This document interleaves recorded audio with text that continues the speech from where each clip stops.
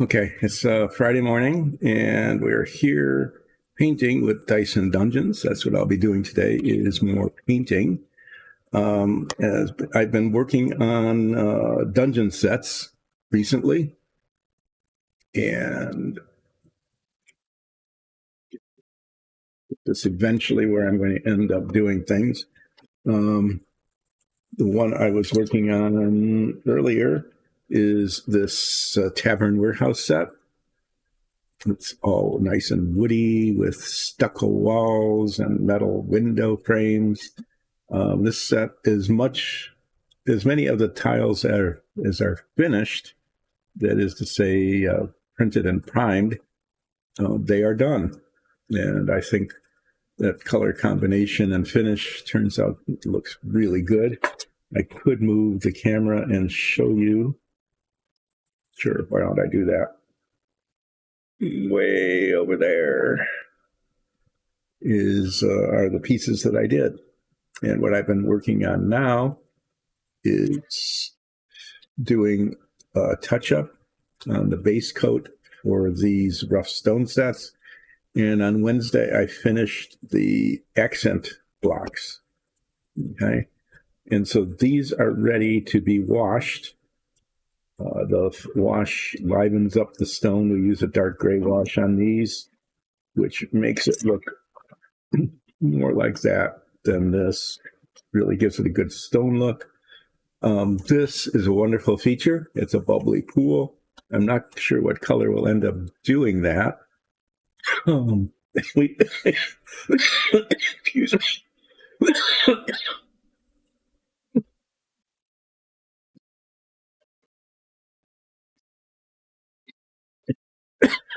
Aspirating in the morning. Do that when you're older.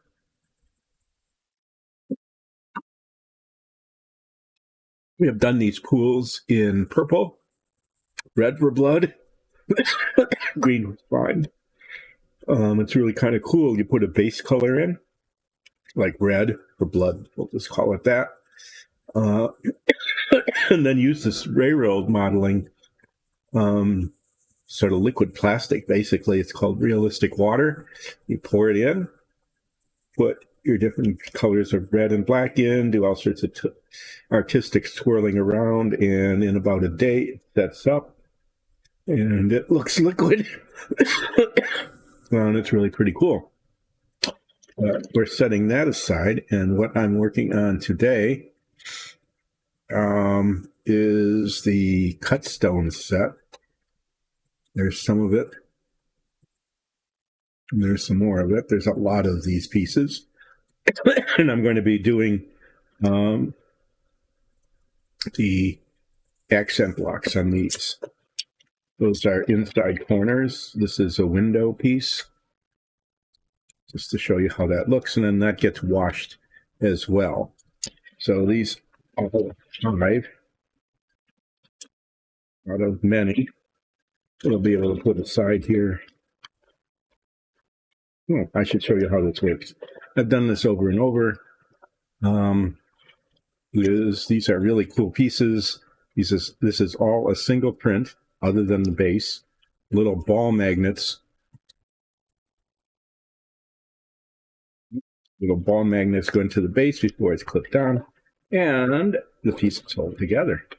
And you can just rearrange them any way you want, including even on the fly during a show. So what makes these dungeons sets special, besides the wonderful hand painting, effects that it has, is that you can take the blocks, not just do it the way the set was originally designed, but rearrange them any way you would like. You don't need a special metal mat or anything to set them on. You can put it on any surface, because they hold each other, not to something else. And you can do it in any orientation, move them around. It doesn't matter. The magnets, since they're ball magnets, rotate in order to adhere. And you can even do this right during battle. You can have a mimic dungeon that rearranges itself if you would like. So anyway, I'm setting these aside because they are ready to be primed. And I'm going to start taking many, many, many of these and randomly, haphazardly painting in accent blocks. And that will probably take up right up to break because, like I said, there's quite a few of them. The main thing I have to watch out for, of course, is what I always do, which is to stick my fingers on the wet paint, especially here on the edges if I'm doing a block around a corner. And then I get it on the base coat and I have to touch that up. The other thing I'll be working on today is this set. This particular set has some really cool accent pieces, one of which is a cauldron. Okay. And this cauldron, this is a fire mage kind of place. So I have some that were done earlier, not the same wall color. The wall color is different. Show you how that looks. That's how the sigil looks. It's brass with red, black, and copper. And this one, there are 3 of them, will by maybe the end of the day end up looking like this. And I'm going to paint this before we do the wash, because in getting the brass around the edge like that, I almost certainly will get some on the base that I need to touch up. Okay, so that ends up looking really cool. And the cauldron ends up looking like this. So that's going to be done in brass. And this is, because it's a fire, right? Flame off. And the mage goes flame on or whatever. And the flame comes in. And that's magnetized as well. So it doesn't come out. Okay? You don't have to shove it in and pull it out. It's not friction. It's magnetically held in there. You can't even see the magnets. You can see the one on the base of here.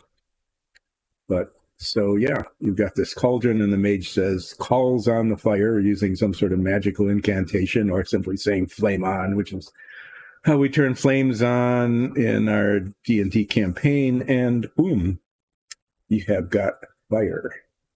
Just like that. So this will end up looking much like that. At least the cauldron part will. So there. Anyway, that's going to be what we're doing today. We're going to be painting many of these accent blocks on many of these tiles, and then doing the sigils. Like I said, there's 3 of these somewhere, or 2 more, and we're going to paint those in with the brass and the black and the red and the copper. So the paint we're using today is the Vallejo model color cork brown. That's the accent color that we've chosen for these blocks. That's what it looks like.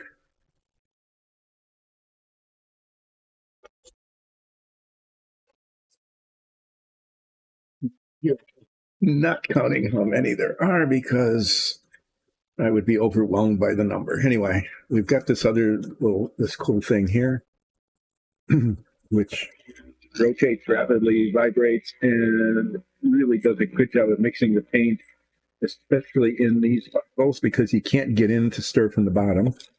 Can't get a little stick in the drip thing. So it's either using this or shaking it for the better part of 10 minutes, which doesn't work as well. And it's kind of, anyway, really time consuming and annoying. Well done. And get started. We'll do the sigil ones a little bit later. I'm going to use the ones that are closer to me, mainly to make room as I put the finished ones off screen to the right.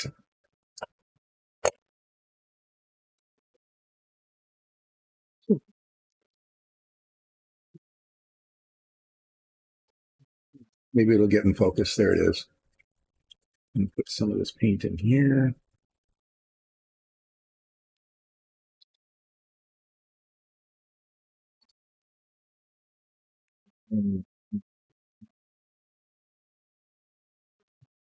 Anyway, yeah. Make sure that the model piece I'm working on is more or less on camera, which is something that I find. There we go. That's more or less. So what I'm going to do is a corner piece. So there's a lot of blocks on here. So I'm going to just pick some, like 3 to 5 on each of these sides. So I'll start here, here, and there, and then there. Do a chunk of 3 here. There we go. So I'm going to do 4, 5, 6, 7, 8, 9 on this one because there's 2 walls, and I'm going to go ahead and mark on the other side the same blocks because I want them to be the same. 3 down, 1, 2, 3 over.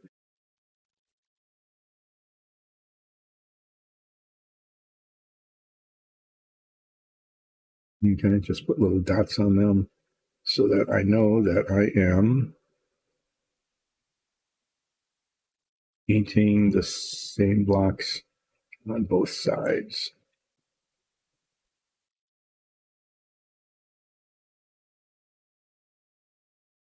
Okay. So there's a second. I want to start with these. I'm going to be rotating this, hopefully mainly staying on camera most of the time.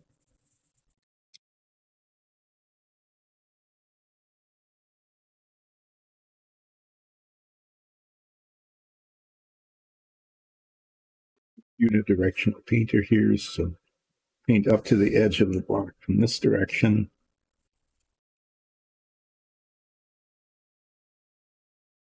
And then I'll flip it around, get it from the other side. So I like to paint up to the edge from the top. If I do it this way, I'll probably get paint the adjacent block, and that'll just be a mess.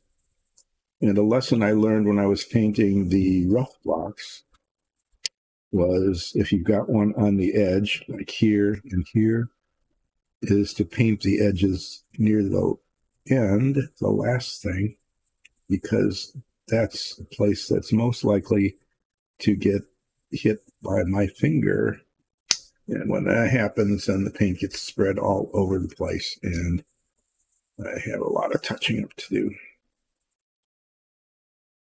These corners are a little bit of a pain to paint. Especially when I was doing a stucco, I had to get down to the floor from the inside of the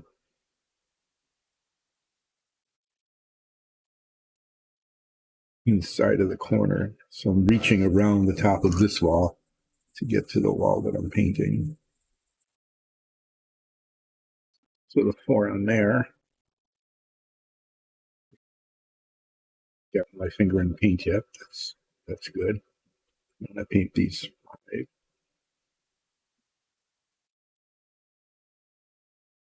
And I'll paint the ones on the outside of the wall. And then I'll paint the outside. This one's a little bit touchier. I have to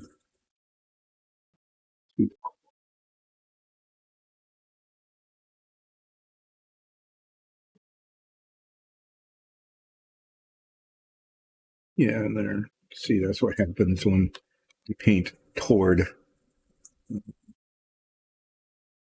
Yeah, the paper towel has disappeared.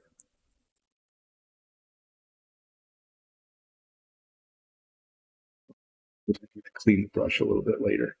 Anyway, I'm trying to get the paint off by eating it, apparently, so that I don't have to do the touch up later.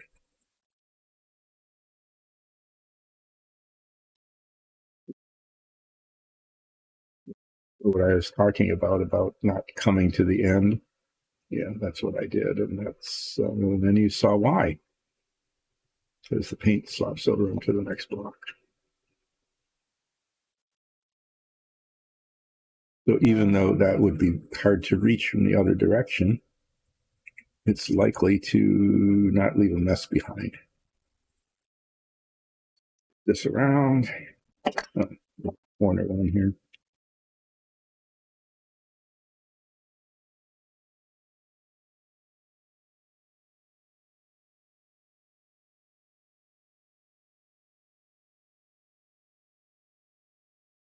Even though I mostly got it, I practiced doing it the way I should have done it, which is to come at that side of the block in that direction.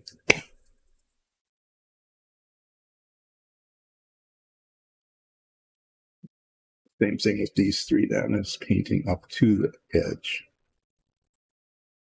This is a raised surface and the mortar lines are down below. That's why earlier on, when I first started working on these, the first thing I did was touching up, because sometimes when the base coat was put on, it didn't get all the way down into those mortar lines. And the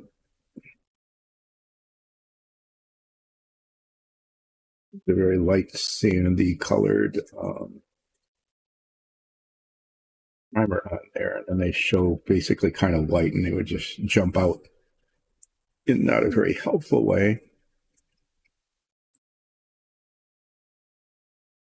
You're on camera or when you were using them in your campaign.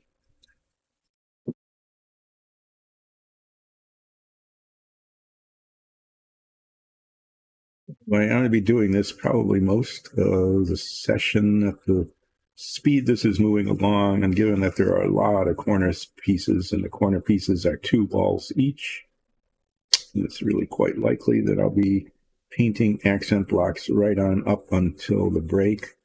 And then after the break, I will be painting, look at that. Yeah. Yeah. Okay, I'm going to get a piece of paper towel so I can clean stuff like that up.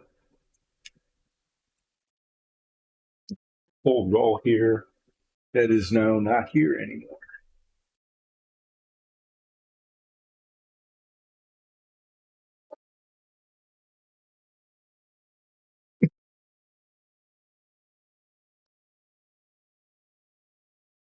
You know, not the most professional way to do this, but we'll show up later, and it's a real pain. And anyway,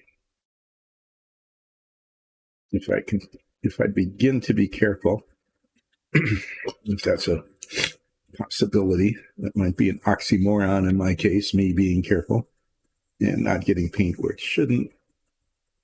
I can just save myself a lot of touch up later. And it's something like that, that little spot is the thing that, oh yeah, I set this aside for touch up, and I know there's a spot somewhere, and then I can never find it again until somebody decides to use the tile, and they'd say, look at this. I can't wash this piece. You made a mess of it.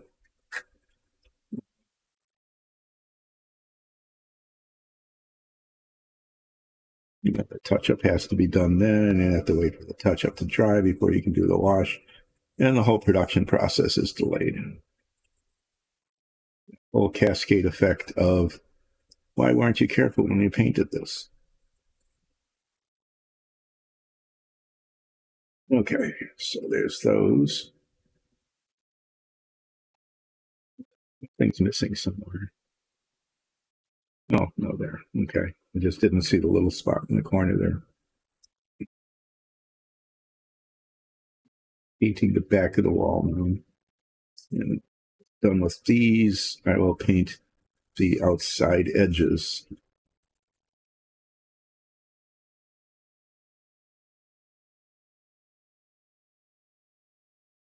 Painting the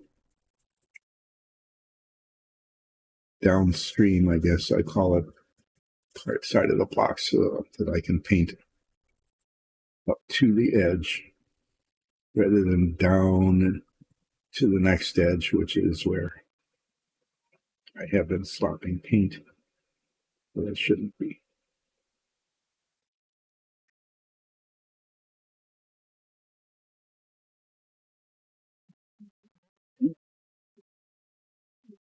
too bad. And then more or less center it, sort of, more or less, until I decide to hold this in a different position. Look at that. Yeah, I missed. What am I doing? Like painting the, I don't know how that happened. Painting the wrong block, just totally and completely.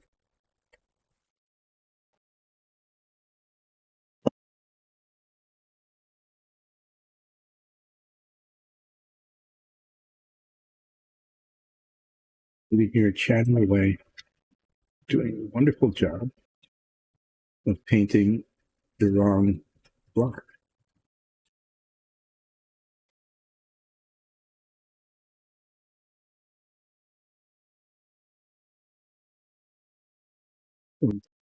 So far, I'd say Friday morning is on a scale of 1 to 10, going at about a 3.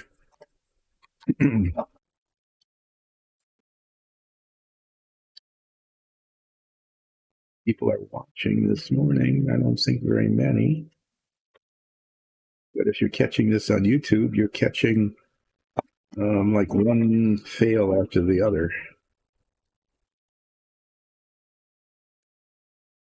These things will settle down.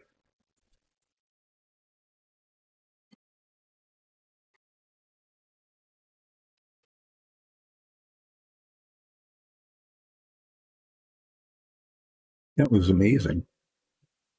And I put a little dot on the block needed to be painted and didn't paint the one that had the dot, and somehow. Anyway, that was kind of pathetic.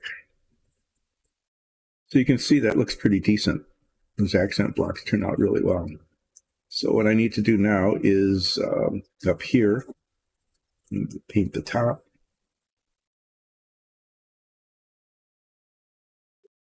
Do the job.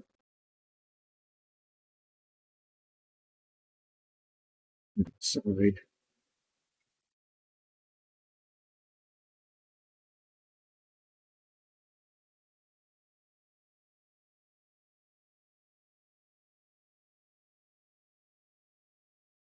Get the top corner block, and then there's an edge one here, and I work to hold it, and then I just need to paint this in here.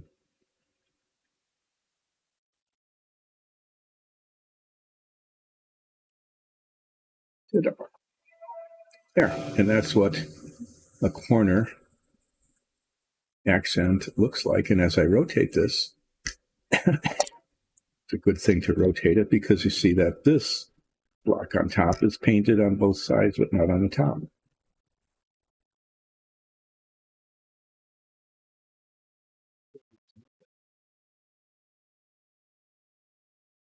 It's Friday, and Friday is running 3 out of 10. So there. Now I think, yeah, the same blocks I painted on both sides. Yay. That one's done. So carefully put it over in this one is done pile. Another corner, and hazardly pick. Now let's do one near the bottom. I like the way it looks when there's a couple together. It's good to have like one on the top.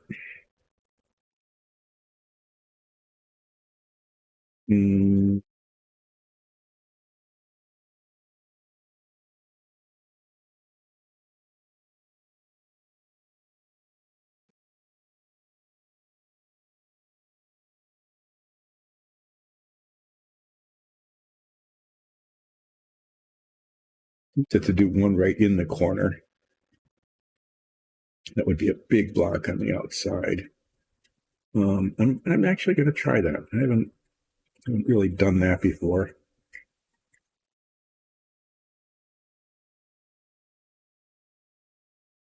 Okay. I might just do that. Fewer on this one, but there doesn't have to be a lot of them on each one.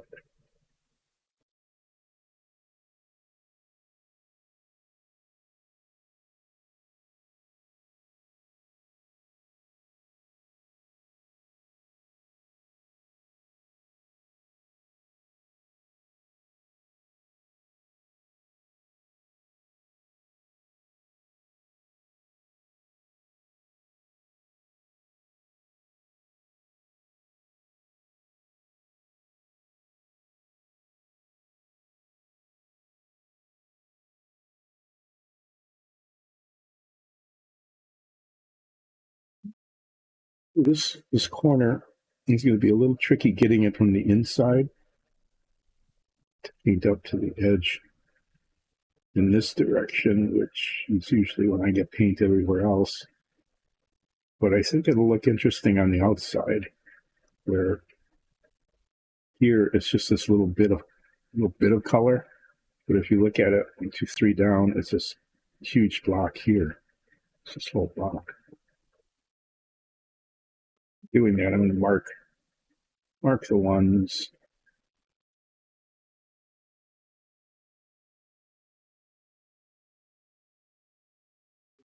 Side. And yeah, it's this whole corner here. So that's interesting. And then we'll mark the ones here. It's this edge and 2 down there.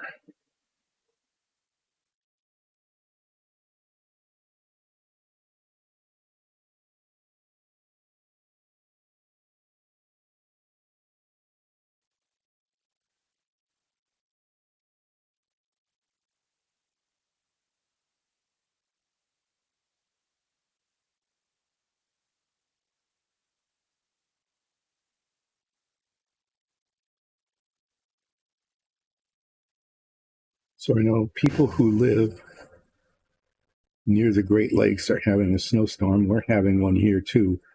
We're about 45 miles inland from Lake Michigan. And I think we've got about 6 inches of snow, and it's supposed to keep snowing pretty much all day today and all day tomorrow. Last night when I was looking at the weather, they were predicting another up to 8 inches on top. The first snow came when the ground was still pretty warm. It started snowing yesterday. So when it hit like the pavement on the driveway and the roads, it pretty much melted, but it's gotten quite cold. So the snow is not melting when it hits. So it's piling up. The roads are getting really slick. Driving was, a little bit of a problem. I know that in some places they're showing pictures of Buffalo, New York. They're expecting like 3 to even 6 feet of snow from this storm because it's going to keep going for another 36 hours from now. It keeps falling and keeps accumulating. So we're doing our best to not go outside today, at least not much of it. Not even really trying to clear the driveway right away because it just keeps accumulating. I'm guessing that Alexis will be out trying to clear the driveway a little bit later today just to keep up with it. That is to say, get some of the snow off when it's only about 6 or 8 inches deep, as opposed to waiting until Sunday when it could very well be 1.5 feet. There might be a good deal of snow blowing today and tomorrow and even Sunday. I'm guessing like 2 or 3 times over the next day and a half, 2 days. But almost every place that is to the east of a Great Lake, including way up north where the wind is blowing across Lake Michigan and Lake Superior, getting a lot of snow from this storm. It is a major winter storm.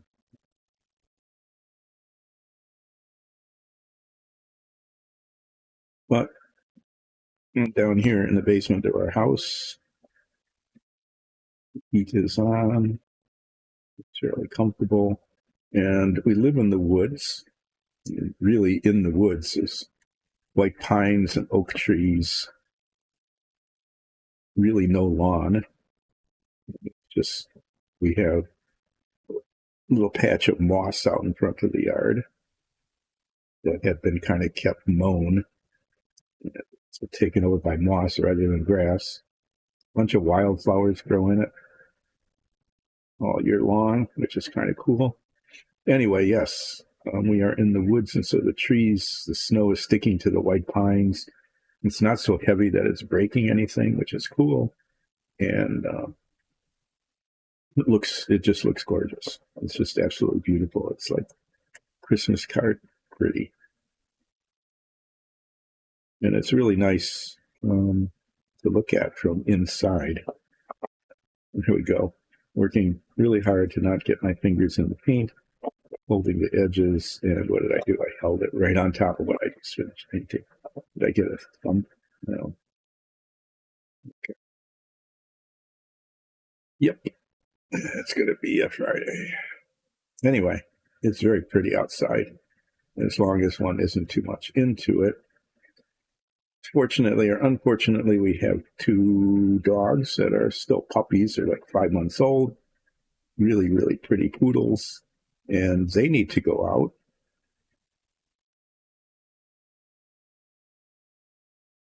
Having very short bathroom breaks. When they come back in, just because it's not just the snow on the ground, it's the snow that's falling, just covered in snow. And let's just say that they don't enjoy being toweled off as much as they enjoy bouncing in the snow and getting it all over themselves. Right now, the snow is of texture that basically covers them in ice crystals that stick to their fur. Yeah. So they come in coated with these little chunks of snow. They look very pretty, especially the one that has a very dark black coat. It's very pretty and almost sparkly. But yeah, anyway, it's a 2-person job. One to bring them in and one to towel them off. Okay, so I'm looking around and I've got top of this one.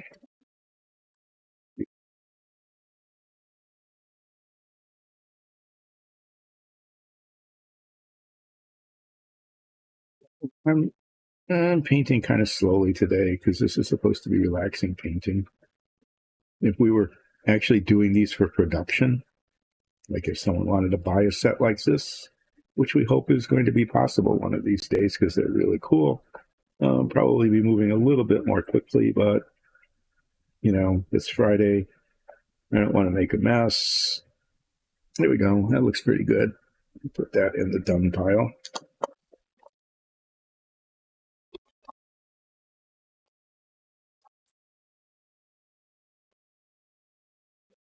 Corner.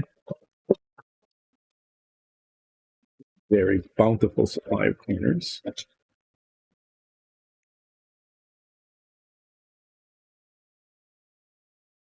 I'm going to do this right down the line like that. And then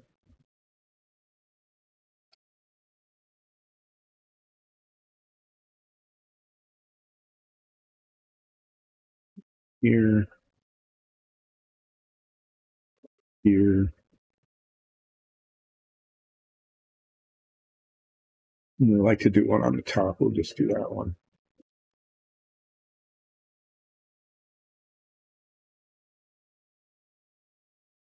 Yeah, and I'm going to do that.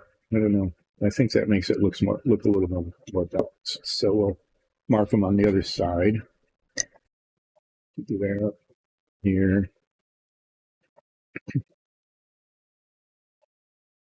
There. this one up here. Between that on this side. It's there. Yeah, we just did there, and there. Okay. So that's going to be how this one will look. I'll just paint it from the other direction this time. Because, you know, variety.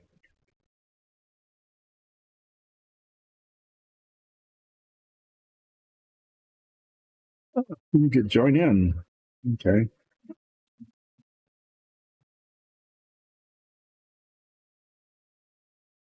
You need to do a flip. Yes, I will do a flip. I don't know about the music. I can't, you know, it's on the recording. I can't hear it. Thanks for mentioning that. If someone else in chat is paying attention, they can alert possibly tech help, and they can come down and check. Maybe I failed when I tried to set this up myself this morning largely. Might not have turned on the music.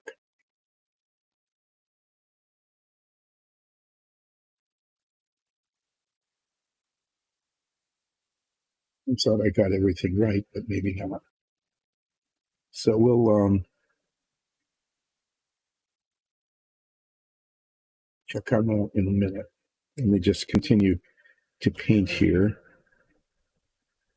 Let me get these blocks. I'm going to get these blocks in on this side, and then we'll do the flip.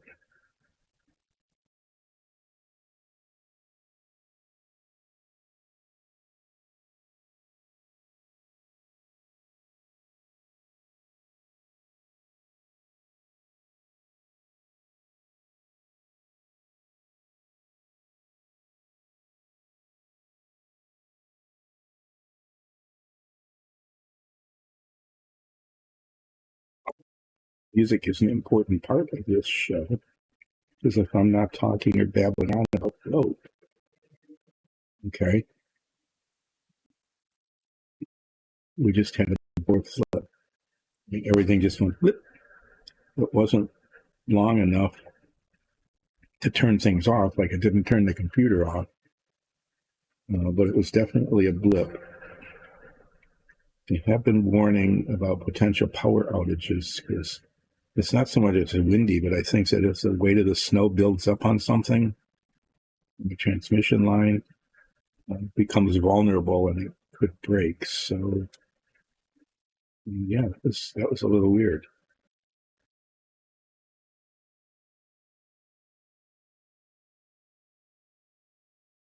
Like everything is still running okay, though.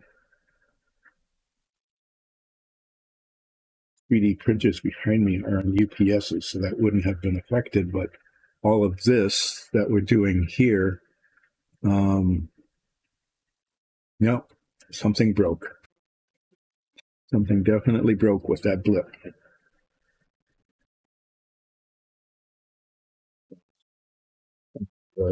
What was showing on the monitor,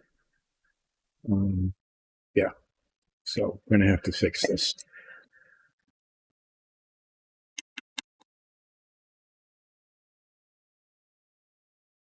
We're going to have to find out what isn't working.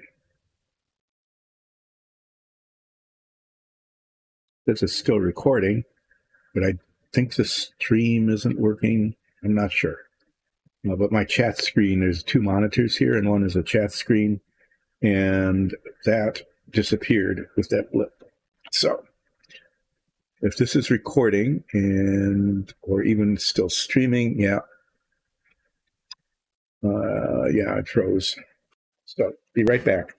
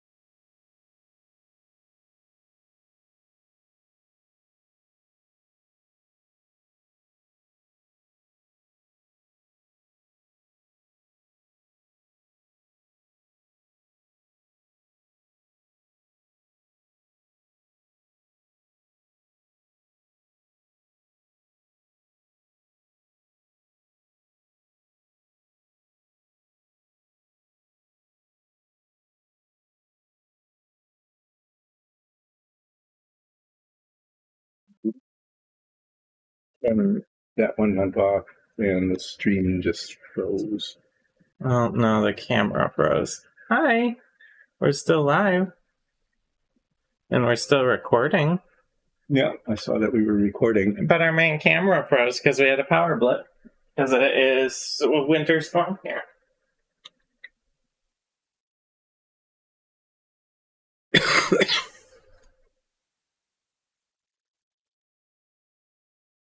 Okay. That didn't come back. And that one went off. Yeah, we're troubleshooting. Don't worry about it. Mm-hmm. I'm just pointing things out.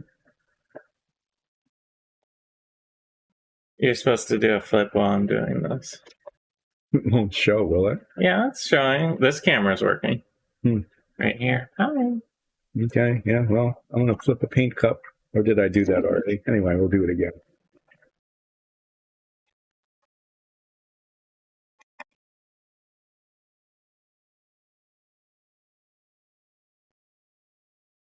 Things being recorded. Basically, we had a power blip. And it was enough of a blip to knock out some things, but not all of these things. Apparently, it's doing no. All right, we're going to go to break for a second while I get some of this stuff fixed. Okay, we're breaking because it's broken. Be back in a bit.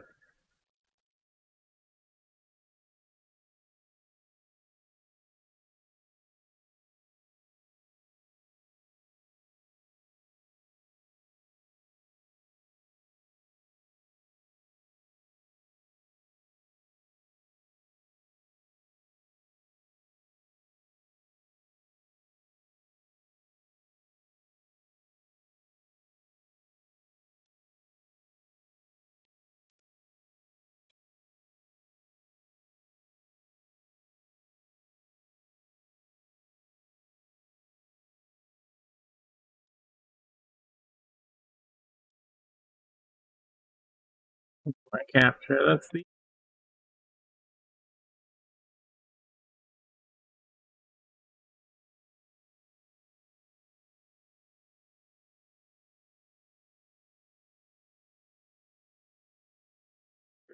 to go back. All right, we're sort of live, but not quite. I'm going to do a hard reset. It was just a... Yeah, I know. Those flickers are worse than the full. Mm-hmm.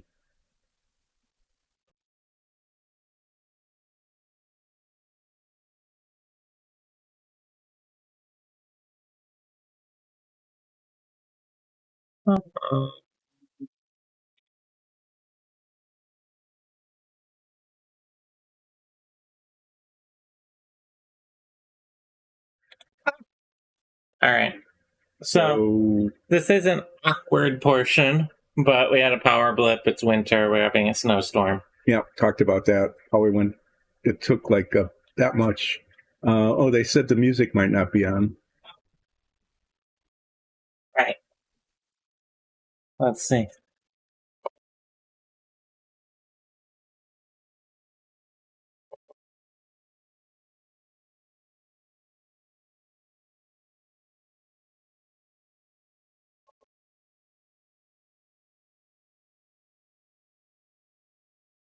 Yep. Is it coming through? Yeah. Yeah, maybe. There's a lot of things that need to be plugged into the UPS. But that was just, the printers are on UPSs. Most of the computers upstairs are on UPSs. Mine isn't, but it didn't reboot. It didn't turn off, at least that I know of. It's just, and not everything here went out. Do we have background music coming here?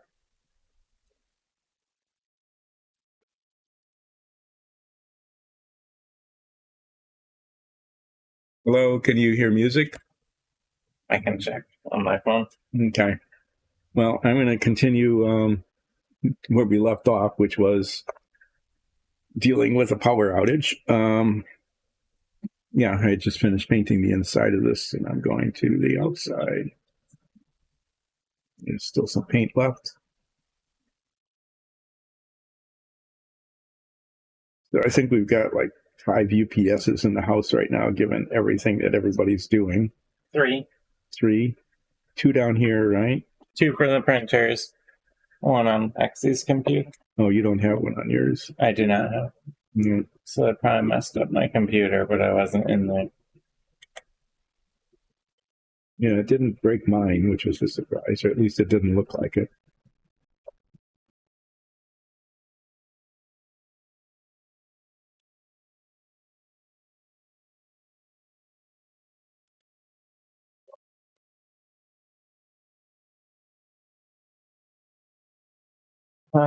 Tech help here is trying to get the music to work. I am painting accent bricks, this cut stone wall.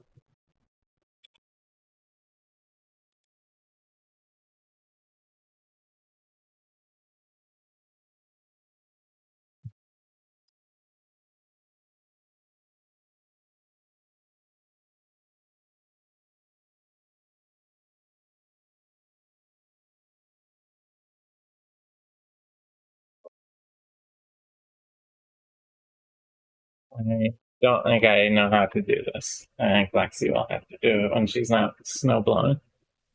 So, Okay, well, sorry everyone, there's no background music, but I can't really fix it while we're live. So, enjoy the sounds of silence. Yeah, maybe slash Greg talking. Maybe during the break. Maybe during the break, we'll see. Break will be coming up in about an hour. Maybe, we can get it fixed then. But I guess when you're in a blizzard, little things like this can happen. Like we had this momentary power outage. It was probably one possibility. No more than like a 20th of a second. It was tiny. It made a clicking noise. That was kind of weird.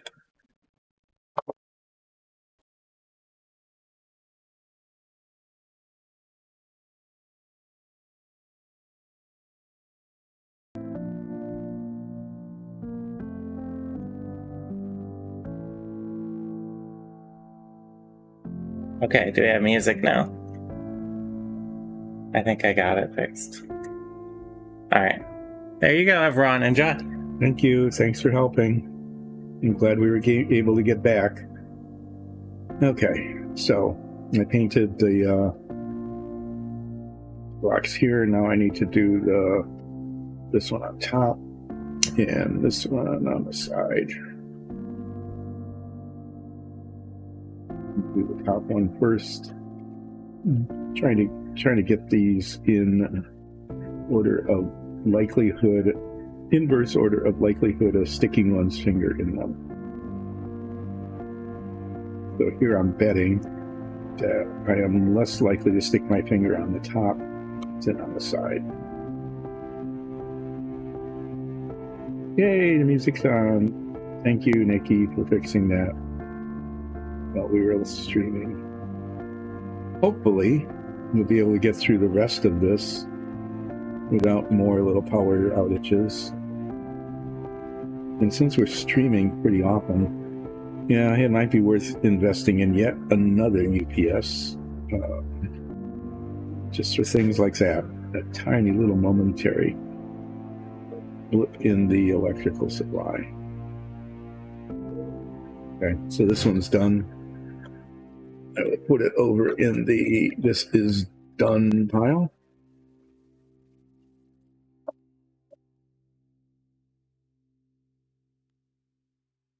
And that's going to grab a single one because that's what, whatever. There's hardly any paint left in here. There's not, and it's gumming up. We did lose some time playing around with trying to get this to work. This is a step. Side. So I'm just going to paint. I've got a little bit of paint left. I want to just use it to paint a couple of accent bricks on this.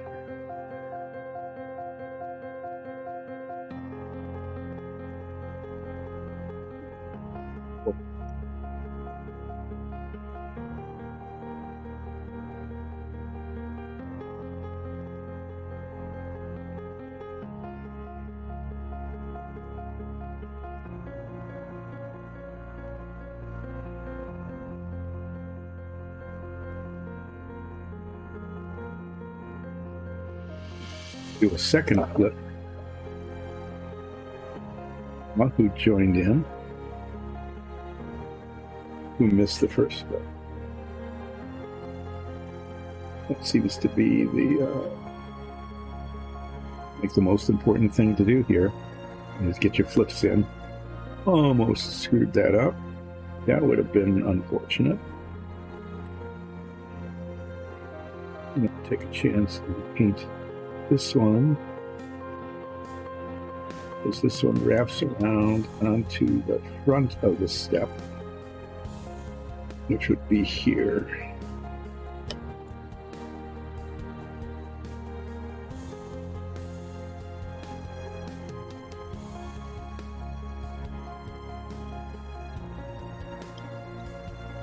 And I only made a mess just a little bit.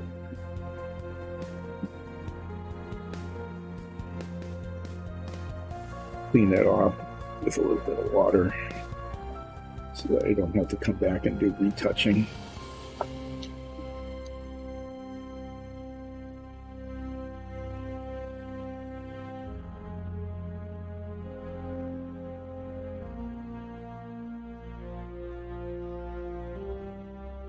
This almost calls out for another block on the front, doesn't it?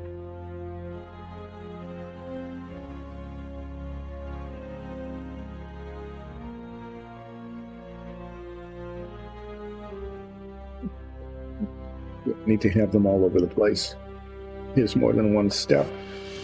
We'll do one on the front of a different one. Okay, so I'm going to clean off my brush a little bit because it's coming up. Squeeze out some more paint.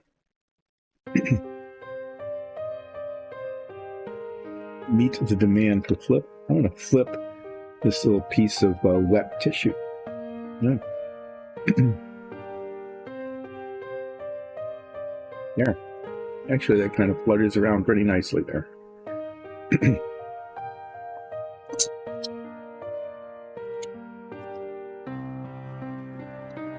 I'm grabbing more corner. Got a couple more corners, and I got some round corners, and it just did it again.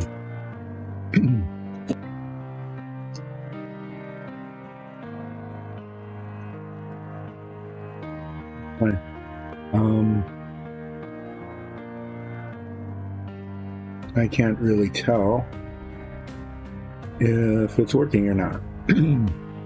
So, if you are in chat, can you type something in and let me know whether or not it's working? Because my live monitor shows me working and this camera working. Both cameras are working.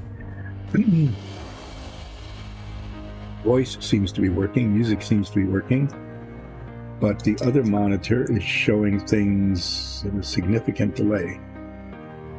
Okay, that's good news. Thank you. That flip was actually a little longer and a little more serious than the last. But, yeah. Probably worth the investment, given that we use this setup quite a lot for streaming, to invest in a UPS for it. We've got 2 cameras, 2 monitors, a computer, a sound deck, a mixer. We got a lot of stuff running on it. Hopefully we can find a UPS that can manage all of that.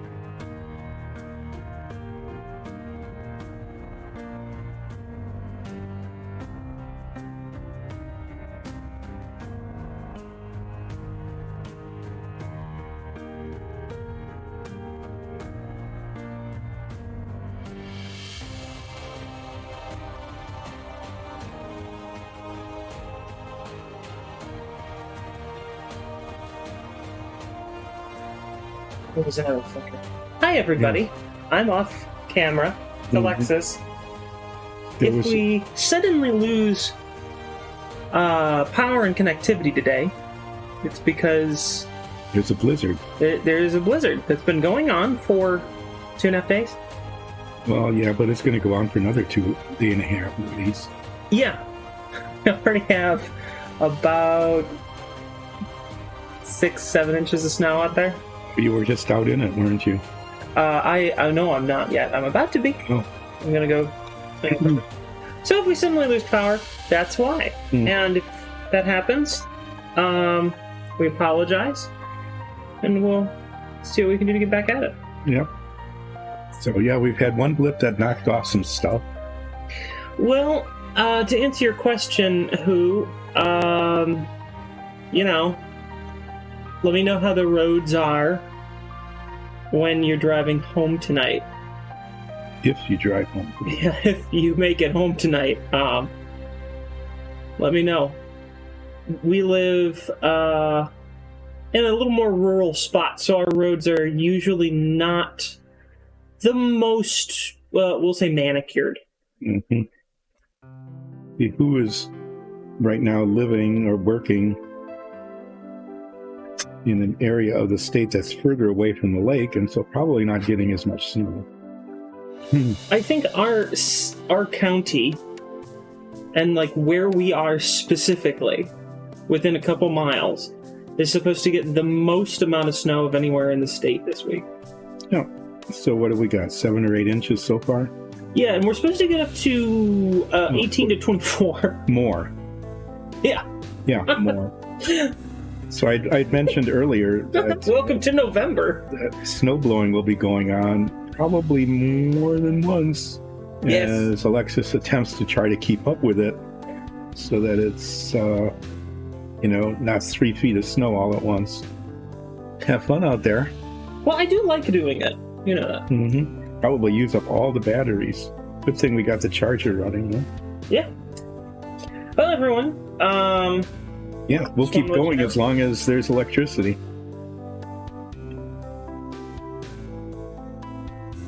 Okay, so from who says that he drove home last night, but saw at least 6 cars that didn't. And if you were in Lansing today, you wouldn't be driving home in this. It was gross. Yeah. No, you were driving home last So night you're- when it you're wasn't home nearly as already. bad. I mean, we might delay it, maybe poke your nose out and see how the roads are a little later today. Don't get yourself stuck anywhere, but Yeah, maybe Sunday. kind of get an idea. Because we can always delay it. It isn't that big of a deal. I'll keep in touch with you throughout the day. Okay. Yeah. The bricks are looking good. Yeah. Thanks. This is a really good color combination. I'm glad we tested a bunch of them. It turned out it really looks good. Yeah. It's a nice one. All right, everyone. Thanks for I'm gonna coming go by and cold. checking in. Yeah. Have fun out there. Oh, and if the recording goes down again Mm-hmm. or gets all screwed up, Which it might. which it might if we lose power, just run and grab Nicole and we'll figure it out. Try to get back on. And then just hit the brake button. Yeah. Yeah, we'll do that. Mm-hmm. Okay. Well, if it suddenly breaks, it's because it broke. Yeah. Car right behind me spun out near Portland. That was fun. Oh my. Yeah. Yeah, but I've watched It's- it happen. Mm-hmm. It's better when it's behind you. Do you remember? Oh, not always. Well, it depends. I mean, we almost got creamed by a bus. Yes, that's what I was about to say. Yes. Do you remember the time we were driving home from Detroit? Mm-hmm. I was at a conference, and you and Nicole had come along Mm-hmm. because you thought, well, I'm at the conference. You could spend time at the DIA, which is the Detroit Institute of Art. Which we did, And you did. And except for the next day when we went back and they closed because there was so much snow. yes, Hmm. which is somewhat remarkable in an urban center like Detroit, that there should be so much snow that a public institution, like a museum, closes. Yeah. It's rare that I've seen that. Yeah. So That's Alexis said, "Oh, incredible. let's drive home in this. That should be a lot of fun." Well, because they also canceled the conference. Yeah, they did. So there wasn't much point in me sticking around in a, Large in a hotel room that we didn't have for that night. So we had no place to stay in Detroit.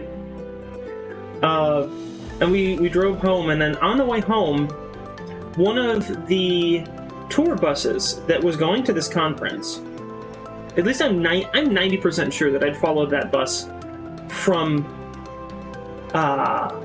the conference in Detroit. It had been sticking with us. It spun out on the road behind us.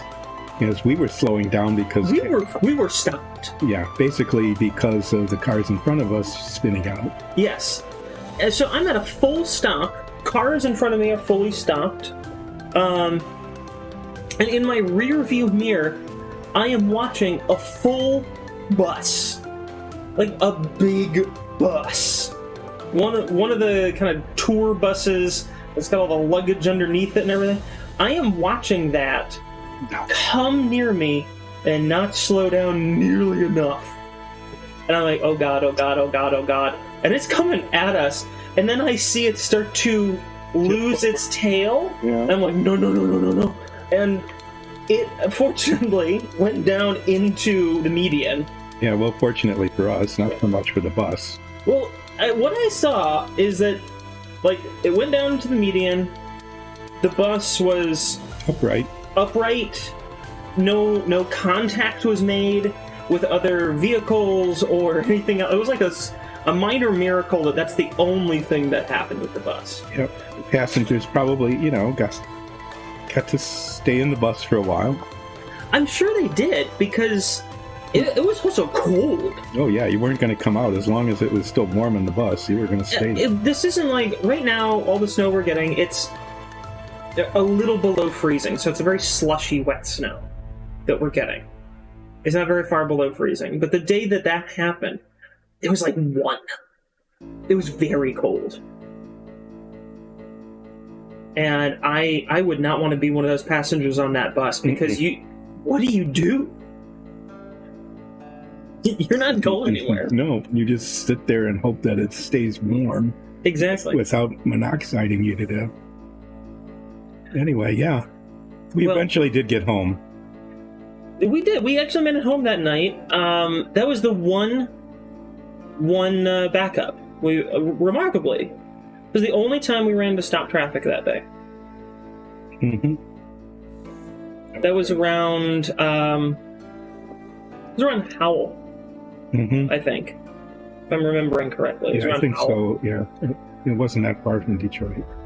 No, and then we were there for about, I'd say, 40 minutes. It was really backed up, and then we made it through, and then it was clear sailing the rest of the way. Yeah, surprisingly, it was one of those storms that hit the east side of the state and not the west side of the state. Yeah, in Michigan, most of the weather goes from west to east. That's the predominant weather system. And then the east side of the state gets typically less snow. Yeah, we get lake effect here, which is what this blizzard's about. Yeah. And for any international viewers or viewers from other regions of the country that might not know this, with Michigan being surrounded by the Great Lakes, Lake Michigan in particular, and Superior too, but Lake Michigan for the lower peninsula, because it's such a large body of water, we get these special little snowfalls that we have dubbed lake effect snow, where nothing around Michigan is snowing. There's not a larger storm cell or anything. The lake and the air mass is moving around it creates its own weather systems, and it churns up a whole bunch of water and then dumps it on us. And we call that lake effect. We get lake effect snow. Other people that would be familiar with lake effect snow, Buffalo, New York would be quite familiar with lake effect snow. They are right now. They're getting like 4 feet.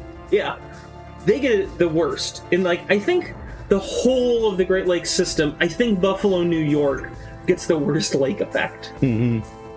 They get hammered. Yeah, they're outdoing us today. They usually do. It's one of the snowiest spots in the country for its latitude. Well, I'm going to go out in this. I will see all of you later, maybe sometimes. Yeah, maybe after the power is out and we reboot. Have fun out there. Be careful.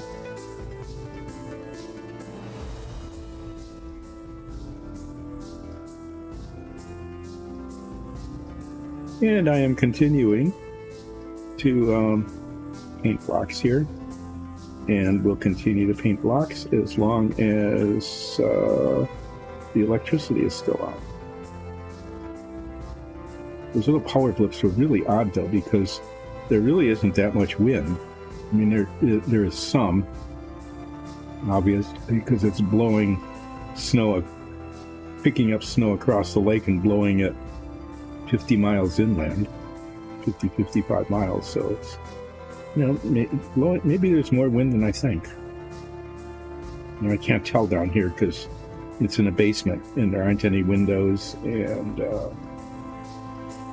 yeah, but obviously there's wind because it's blowing the snow, the cold air across the not yet frozen lake, causing us to get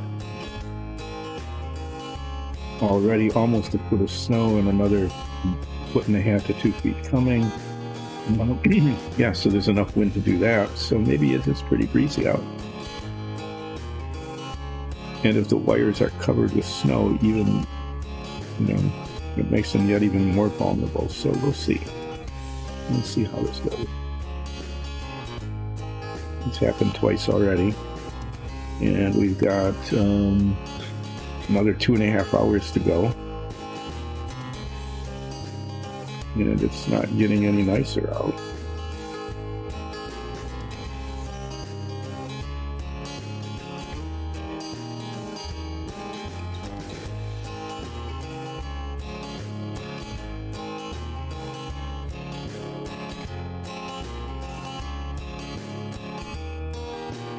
These dungeon tiles, these are looking really good. I think, you know, to be honest, I'm not a real fan of the brown accent.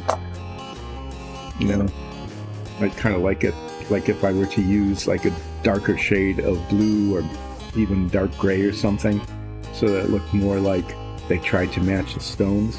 But if you're just looking at them, especially with the wash on them, you know, they show nicely.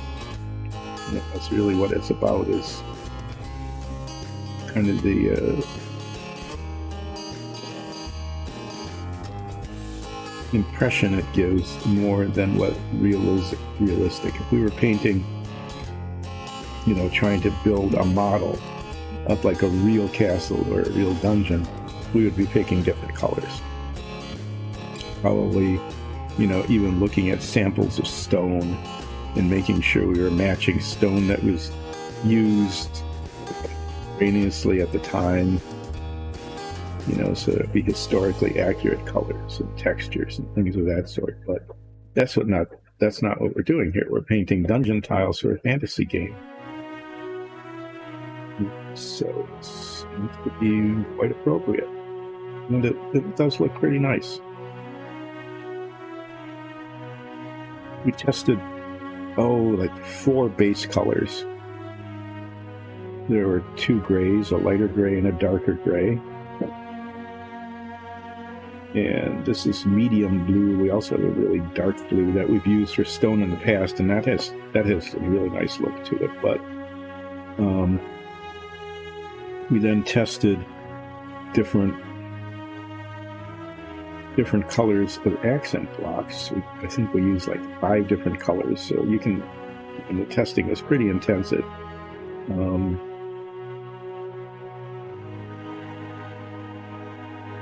Yeah, so we used like 5 different accent colors, and then we used 2 different washes because the appearance changes a lot when it's washed. I'm just marking the back here to make sure I'm getting the same ones in the back, because the block was a different color. And if it's one color on the front, it needs to be on the back because the whole block is a different color. Yeah, so we did a lot of testing. We ended up picking this color for the base coat. 2 base coats actually for the walls. One is this bluish kind of color with which a gray wash gives it really nice, it's a dark kind of foreboding, forbidding kind of look. And then we also do one in gray. It's a light gray with a gray wash. And that's more like if you had like a king's castle or something. You know, didn't want it to look dank and foreboding, but you wanted it to look like rich and well kept. And we're doing these dark ones first. There's one is like a necromancer layer, and this is a wizard layer. We've also got some that are essentially like throne rooms, castles. Probably we'll do those in the gray. The accent blocks for those are done in quite a different color. Get light yellowish brown, because this looked really good against this blue black, and the other color looked really good against the gray, and neither one looked good against the other colors. So that testing really paid off. Anyway, yeah, that's why these colors are showing up the way they are. Let's see, now do the 3 on this side.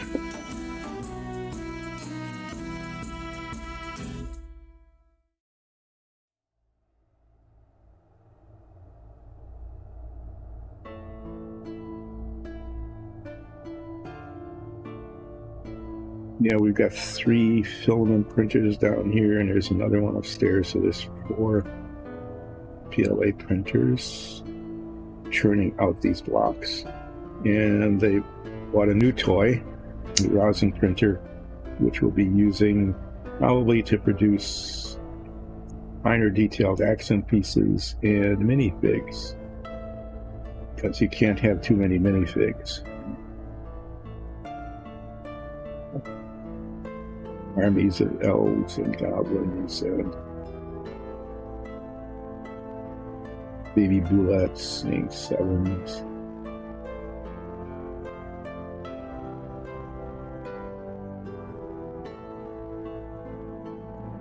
Okay, wow, how'd that happen? Not because I touched the paint, because I'm not getting it on my fingers anymore.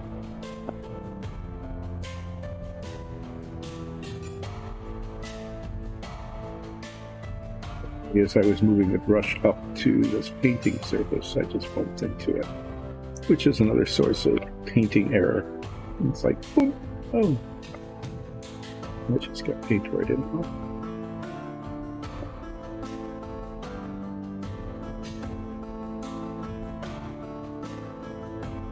What's going on in chat? I don't know what that emoji even is.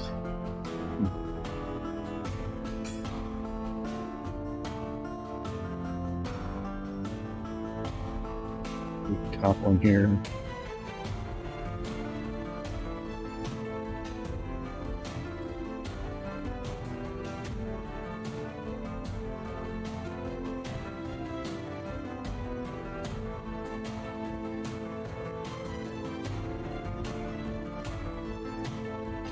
And then do the edge of the side.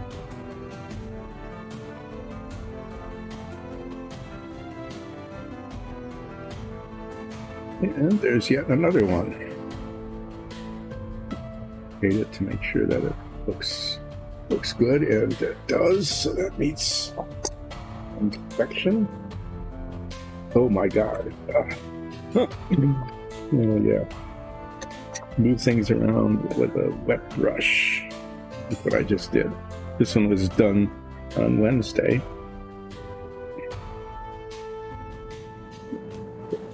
Brush load of paint right on it. Yep. So when I said Friday, you know, this is a Friday, and on a 10-point scale, it's like a 3. That one almost pushed it down to 2. Here. It's like maybe we finished the corners, at least the square corners. So this is just a regular wall. Do one here. Here.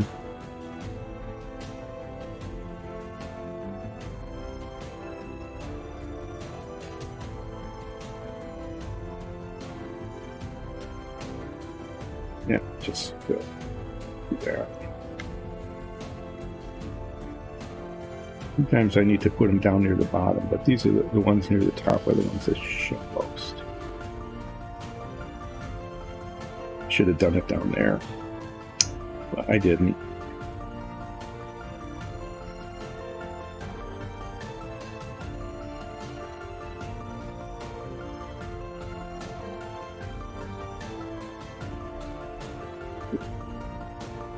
I'm just going to put a bunch of them on this one because I want something near the bottom. So this one's just got all sorts of accent blocks on it. We set up to 5, this one's got 6 because it just does.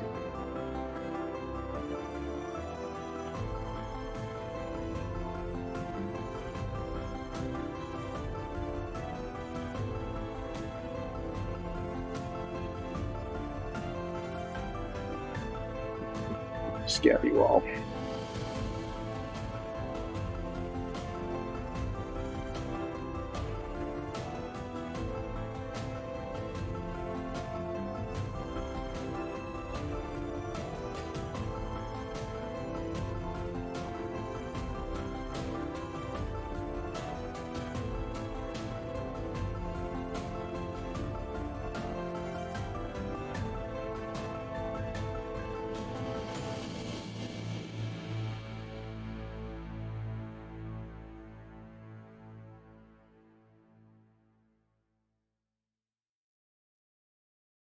It's pretty good. We've gone, what, like another half hour without a power blip?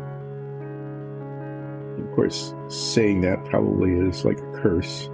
Oh, good. The power's on. Bloop. It's gone.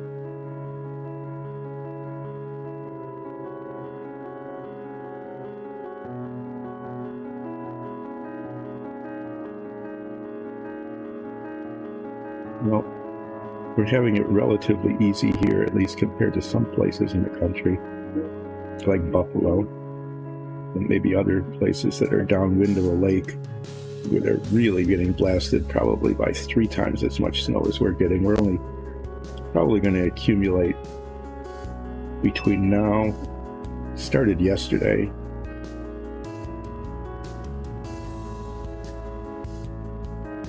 the night it actually kind of started a little bit. Snowed almost all day yesterday. Nothing on a little bit, but mostly on. And things are still kind of warm, so a lot of the first snow that came down melted. So it didn't add to the accumulation. But then the temperature drop, and what we're getting now is all sticking, including on the road surfaces. I think Alexis said we have something like 8 inches on the ground now, which means probably the better part of 1.5 feet actually fell, given the stuff that melted yesterday. Yeah, and we're probably going to get another 18 to 24 inches because it's going to be snowing all day today, Friday, and almost the entire day, if not the entire day tomorrow, Saturday. So it would actually be very surprising if we didn't pick up basically another 2 feet of snow.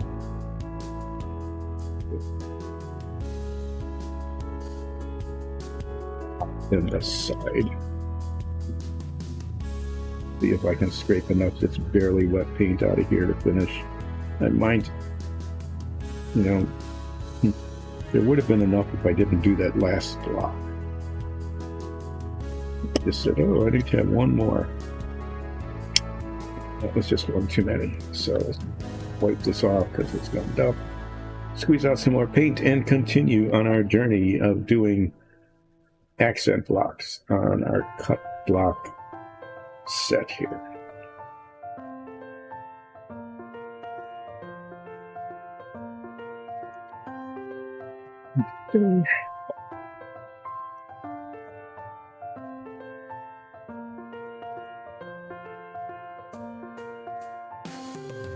Using a different well for each one because I don't want to end up with the brush picking up like bits of dried paint and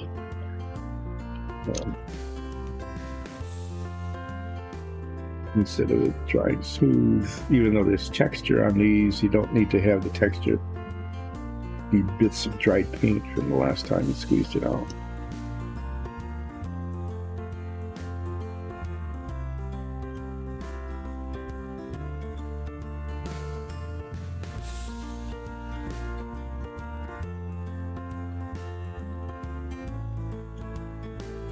Okay, that looks okay. I mean, it doesn't look too scabby. Put that there. What I'm going to do next is we've got these are pretty cool. It's the rounded corners. Little alcoves like that. Or just make it look a little bit more elegant if you like rounded corners. So, well, let's see. I'll do one up here. Here.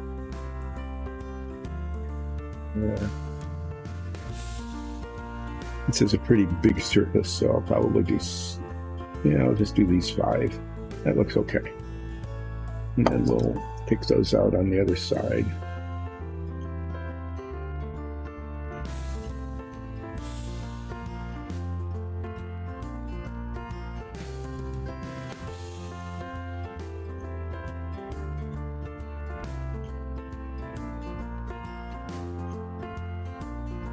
We've got 3 of these rounded corners, and then you'll see that after I'm done with them. We have, this is a 2x2 rounded corner. And essentially it's 2x2. You have a 4x4 rounded corner. And that'll be a little bit more of a challenge to get that to look good because it is a huge wall.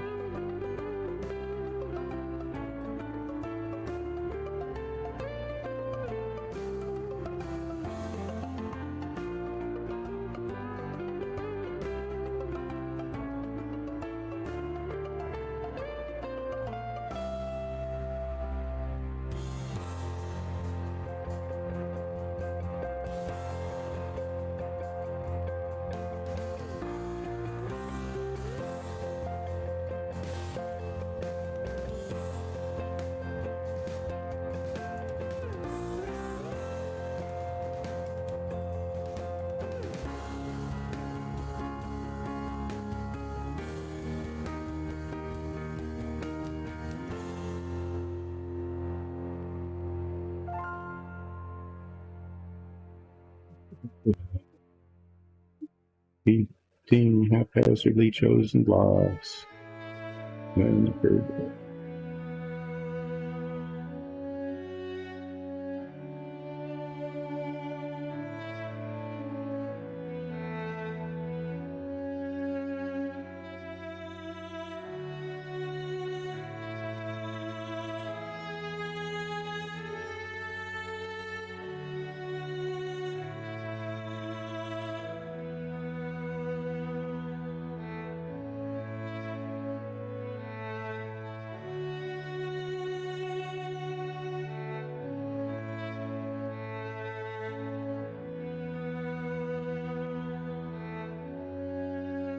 I think you can hear them. I think the sound filter kind of cuts it out, but the 3D printers behind me are busily and merrily singing away as they are printing yet more things.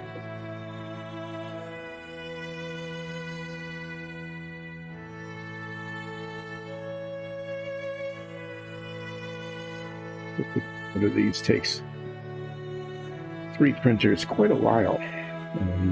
The whole thing gets printed, and then the base gets printed. You have to stick the magnets in, primed, base coated, and detail painted. Yeah, it's quite an operation.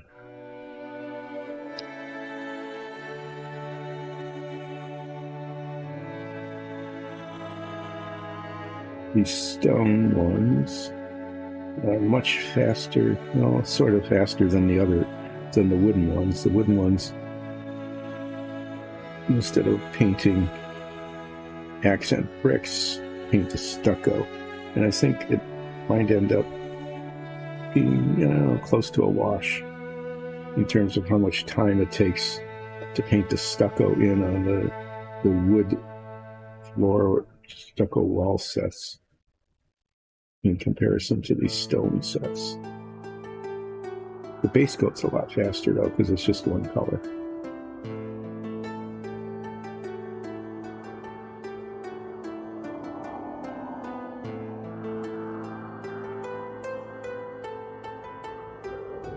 Yeah, see, there's a pretty good.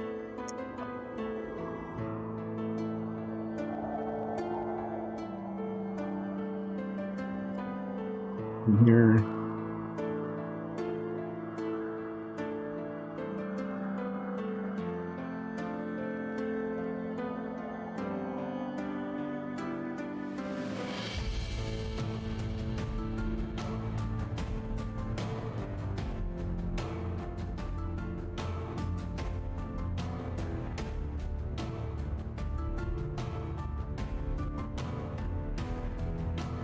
doing both of them, but I think that would be too much. So on this side, it's one down, it's here, there.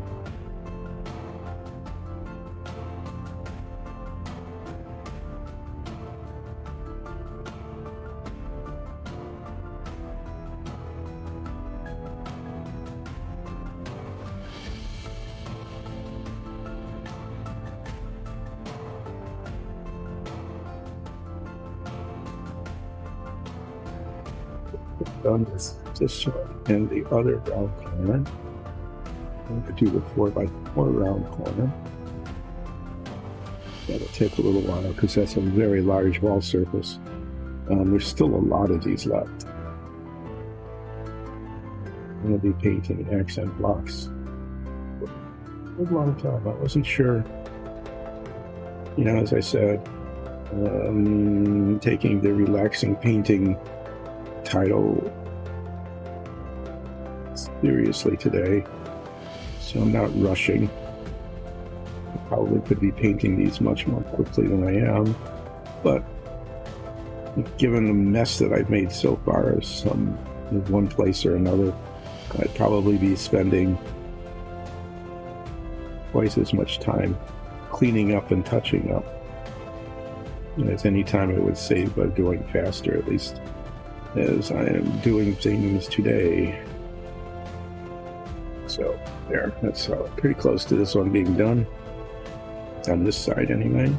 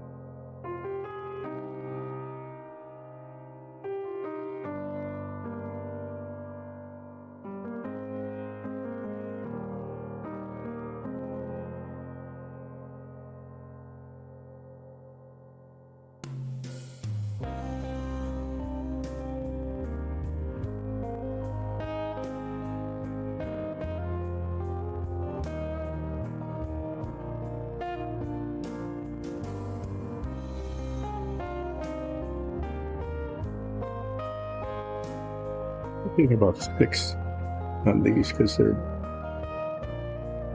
a large surface. When I was doing the square corners, I was doing like 4 or 5 on each side. I think you're looking at like 9 typically being accented on a square corner. So 6 here is actually a little light, but I think it, you don't Don't need to cover every surface with an accent block brick.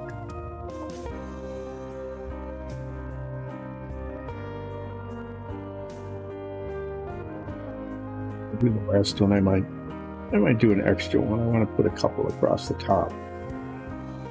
This one and the other one just have one on the top.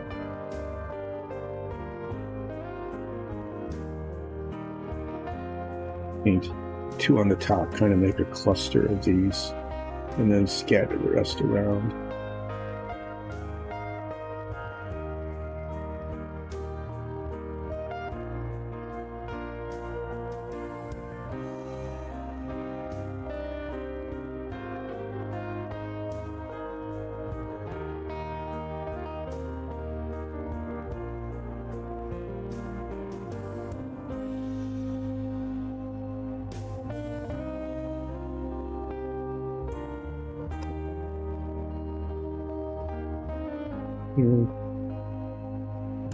I was about to congratulate myself on not sticking my fingers in the paint, and I didn't that time.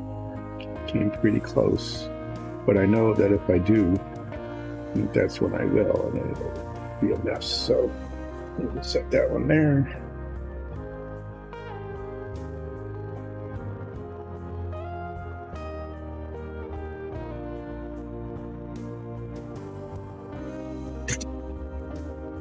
This over.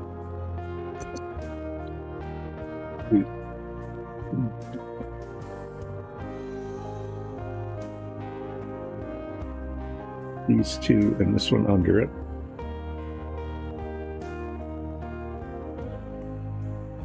Here.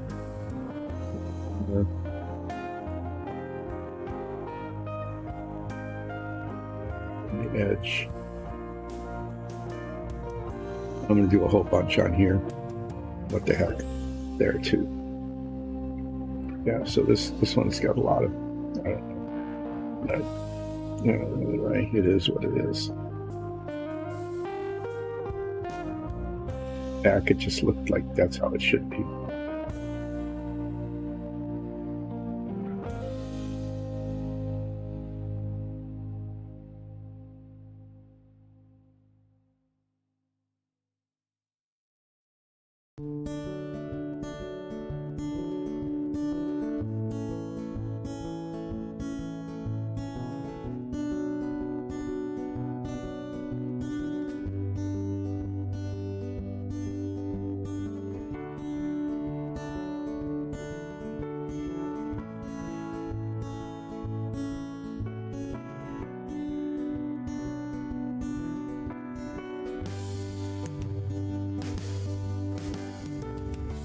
In the scheme of things, you know, it doesn't look too excessive. It's just, this one just happened to have a lot of round stone put in.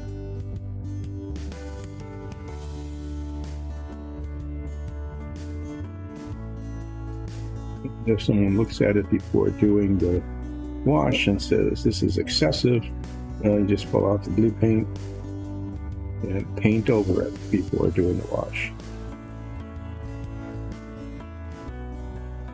The nice thing about these paints is that if it doesn't look right, you can do it over. All the famous artists did. You know, they would paint their painting and then they'd retouch it and touch it again and retouch it, and sometimes they just said the whole thing looks terrible. And they take this probably what we would consider to be a beautiful masterpiece, and they would just pull out their white paint and prime over it again and start over with a different painting. People have found that to be the case. Okay, well that looks okay. Yeah. So let's mark these on the other side.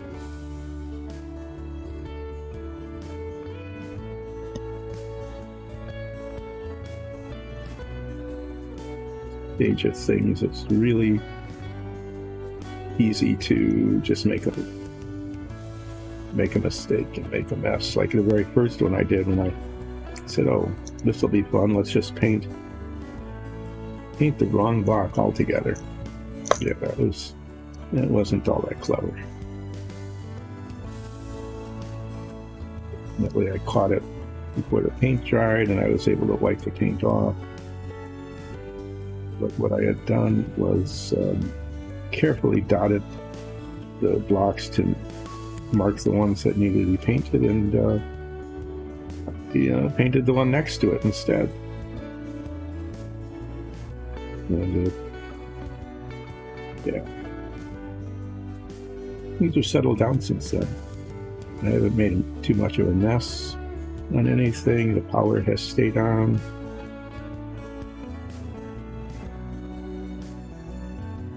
Going.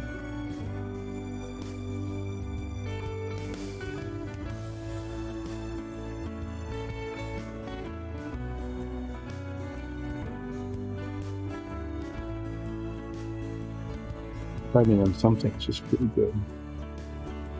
Except for one maple tree in the back, which held on to its leaves forever. Managed to get all the leaves up and into the forest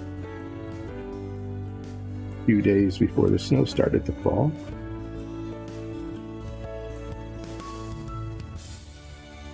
With 2 feet of snow in the forest, it would be unlikely that it would all melt and give us an opportunity later on to clean up things up. So it would have been a really horribly messy spring. But this worked out okay. We got those up anyway before the snowstorm blizzard hit.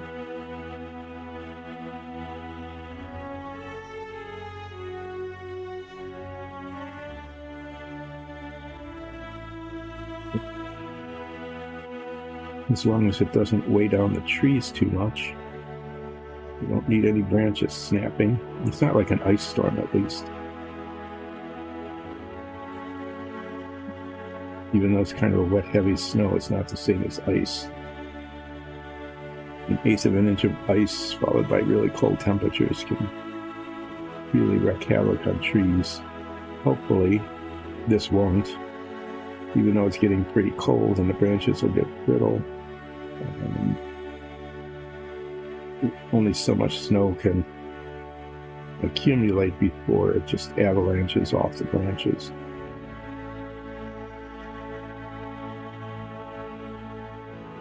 Okay, well, we got a bunch of edges on this one, so let's see how we can avoid things. Anyway, yeah, so there's kind of a physical limit as to how much snow can actually stick on a branch. Whereas with ice, it just keeps building up and building up. So hopefully the trees will be okay. We've got some trees. There's a lot of oak trees that, if they trim themselves by having a few branches come down, isn't going to hurt anything. But there are some other trees, some really gigantic sassafrasses and a beautiful, huge cherry that we do not want harmed.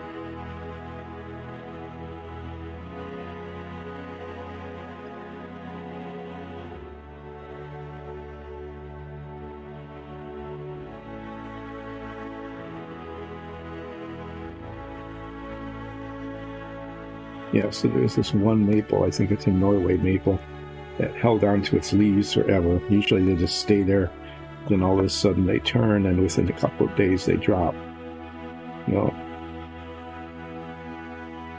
They started to drop like a day before the snow started falling. So there's just one corner of the landscaping in the back. It's just over a brick patio, so it's not that hard to clean, but it's just kind of annoying that we weren't able to get that done before the snow covered it. And they're maple leaves, so if they sit there over some of the plants, we have a bunch of heirloom peonies and things. If they sit there, it's not going to hurt anything. The oak leaves are pretty acidic. Okay, so same front and back, got all the edges. Stick this somewhere here. And then this gigantic piece is a 4x4 corner. And there's this huge wall here. So I don't have very much paint left, so I'm going to use it to just mark blocks.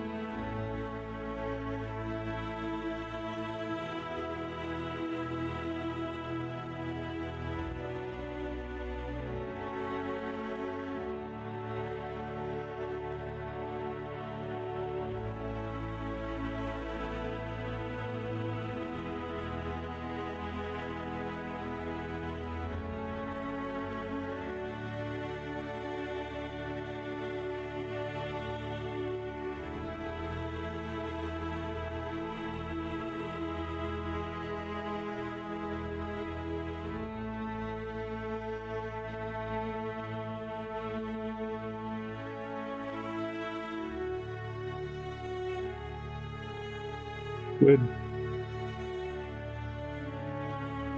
We didn't do any right near the bottom, but I think this will be good. So I'm going to use a little bit of paint that's left here just to fill in as many as I can. You know, clean off the brush and squeeze out some more paint. And there's just not anywhere near enough.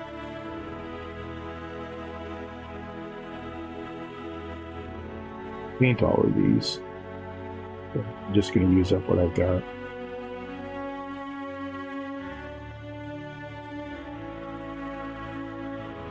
Paint them in on this side before I mark the other side. It'll make it easier to see.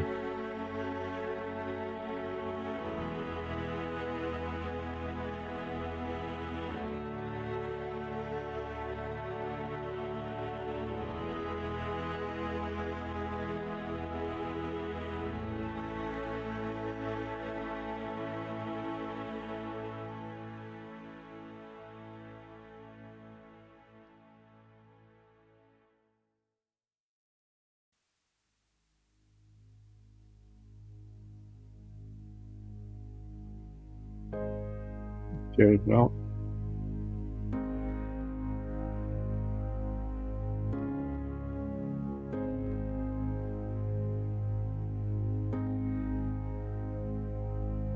That's pretty much that.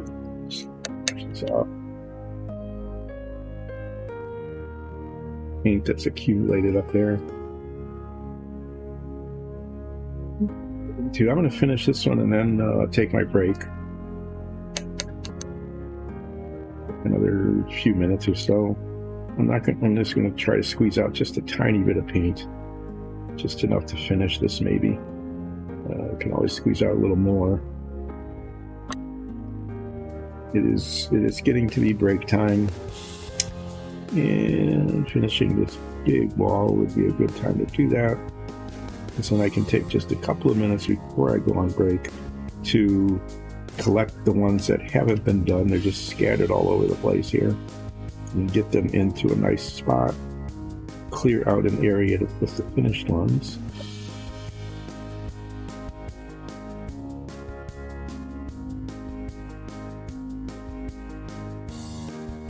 Push those up after break, and then begin working on, I think there'll be time, putting the base coat in on the cauldron, and maybe some of the sigil. It's the same brass color, so it makes sense to do that. Once the brass paint is out, is to paint all of that. Get those done at the same time.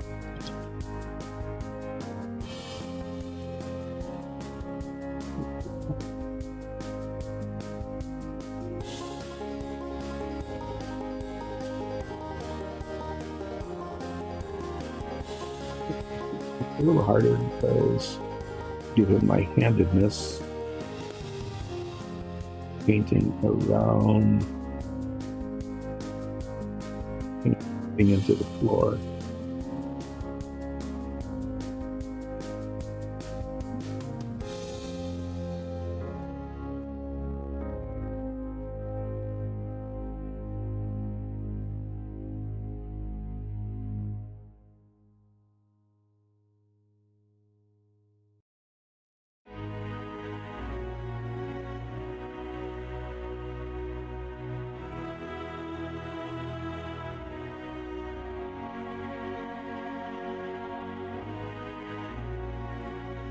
Get that one up there. I just had a lot of paint on the brush and I wanted to spread it around and not just keep putting it where I already had as much or more than I needed.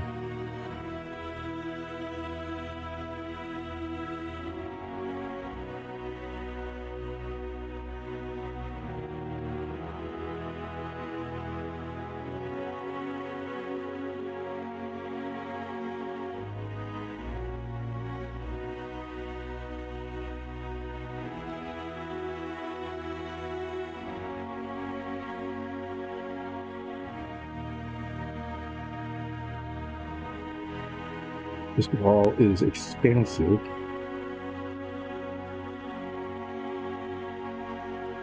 of marking the ones that need to be painted will be a little bit trickier than on the smaller walls. 2, 3, and paint some of these as landmarks.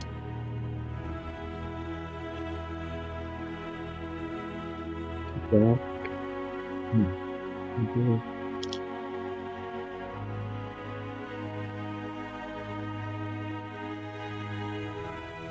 Go down there.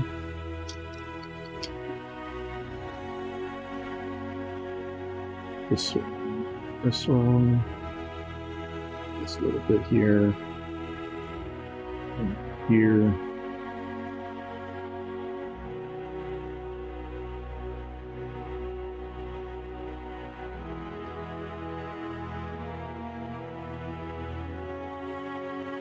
Kind of a diagonal thing going there. Okay.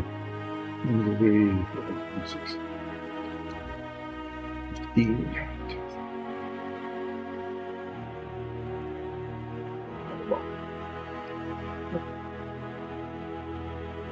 Finish filling these in.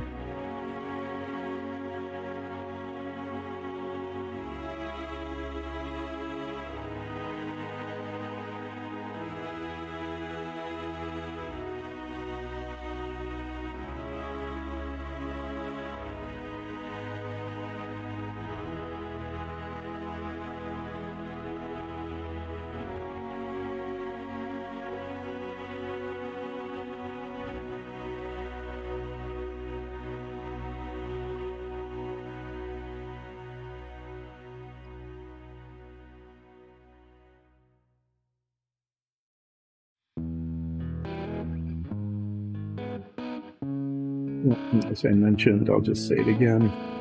I'm painting bricks half at a time, so I can paint up to the edge, the raised edge, rather than painting down into it, because virtually every time I paint down into it in that other direction, I manage to get the brush to the adjacent surface, and then I got a spot I need to either very quickly, hopefully wipe it off before it dries, or that needs to be touched up later. So this is takes a little bit more time to do this, because then I have to flip it around and do the other half. But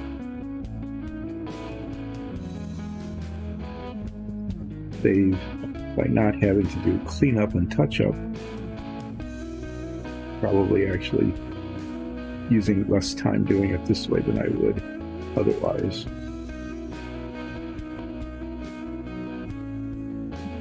Skilled and steady, I probably could do that more quickly, but I'm not either that skilled or any more that steady.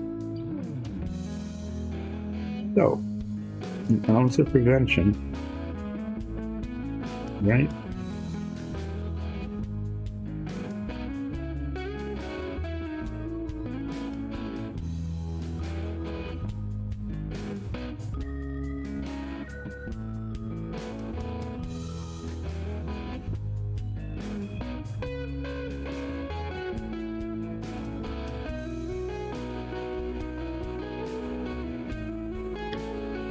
The other side of the box.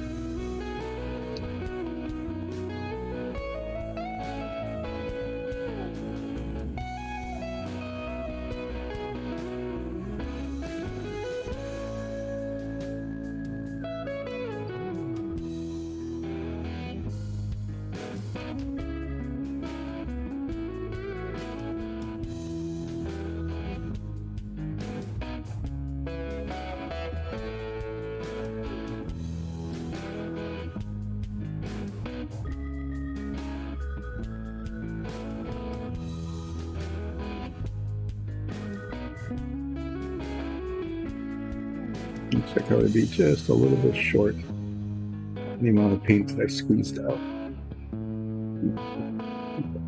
More than I need. So if I have, after I squeeze out a little bit more than I need, which is looking more and more likely,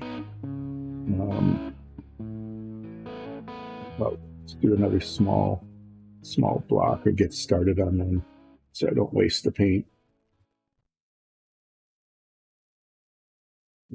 Finishing the faces here, but I've got 3 on the top and a bunch on the sides that need to be painted, so there isn't going to be enough to finish those surfaces.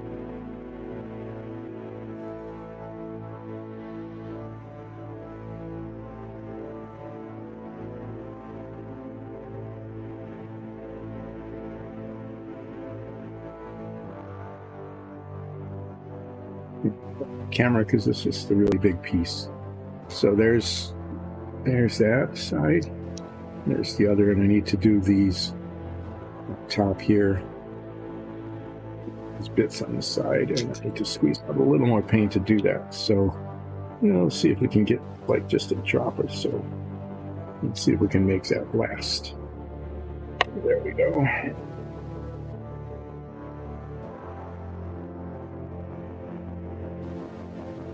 Ones on the top are fairly large.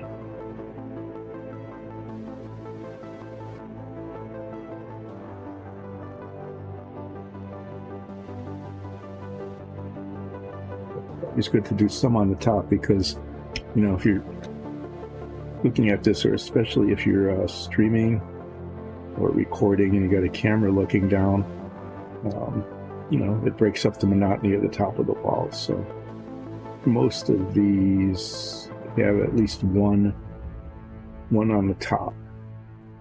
There's a few that aren't. I did a couple in the cut stone that didn't have any on the top.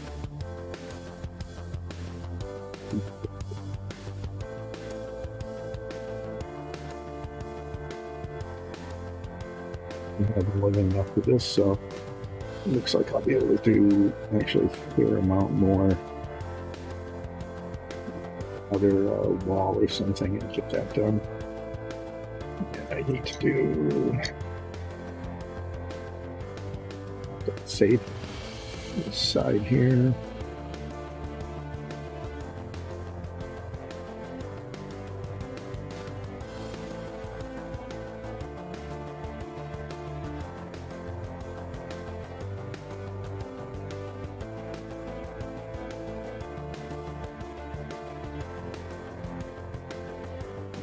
One here on this side that needs to be painted.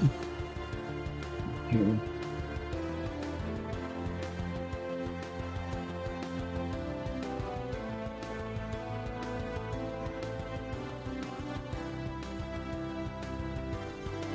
There's our curved wall, and 4x4 curved wall. I'm going to set that way over there because I'm running out of room here. I'm just going to grab some of these tiles and bring them over. There's some here that are just floors. Floor tile is just a 2x2 flat tile, and I'm going to set these over on the side.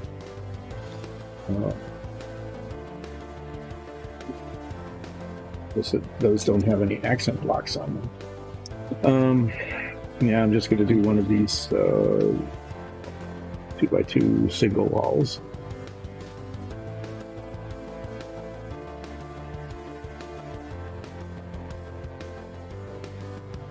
Done anything right near the bottom in a while.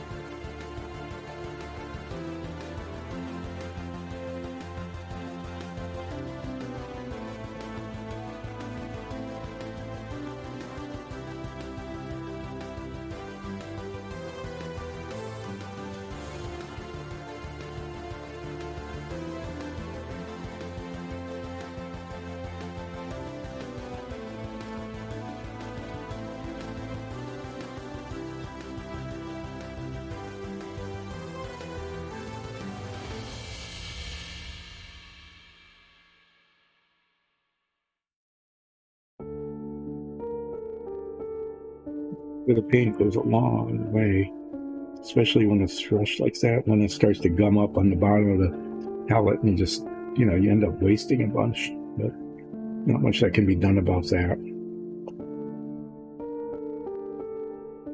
Dries along the bottom, gets spread out really thin.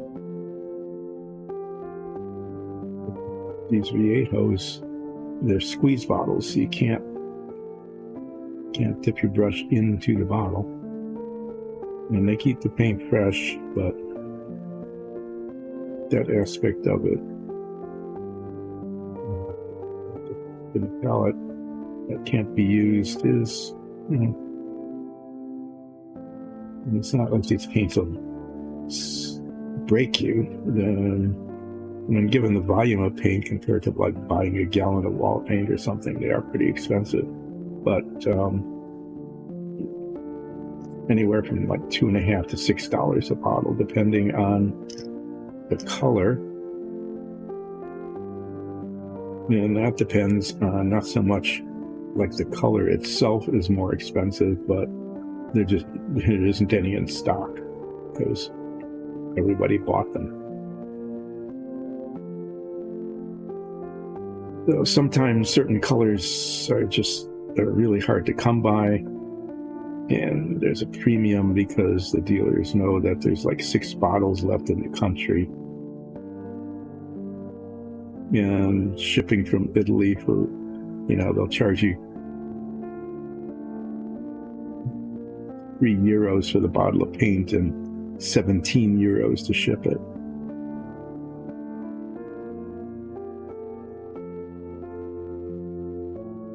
What we try to do is keep up on top of inventory. Make sure that we've got time to get the paint that we need. In this case, there's still a bunch of cork brown left, which is the accent color here. To do like a whole another set of these, but then we don't have a backup bottle, and since this is the accent color we're using on all the blue walls, we'll probably want to make sure we get another bottle of it sometime soon. And then the medium blue, which is the Tamiya paint that we're using for the base coat on the walls. I think we're down to like 1/3 of a bottle, and that's enough for touching up.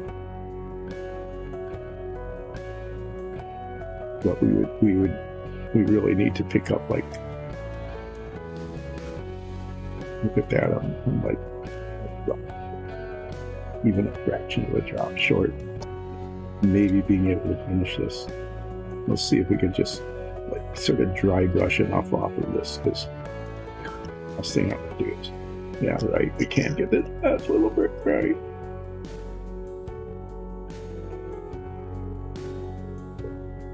I paint into the side of this block. Desperately coloring this in.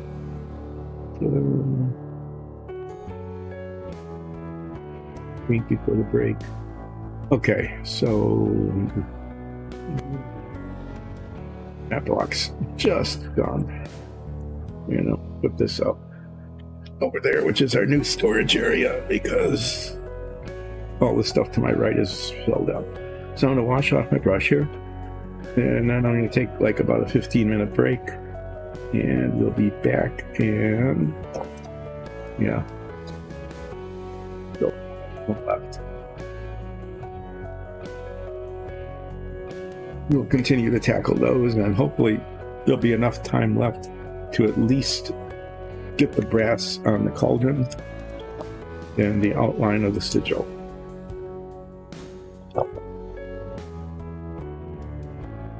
So we'll see in about 15 minutes. Try to keep it short.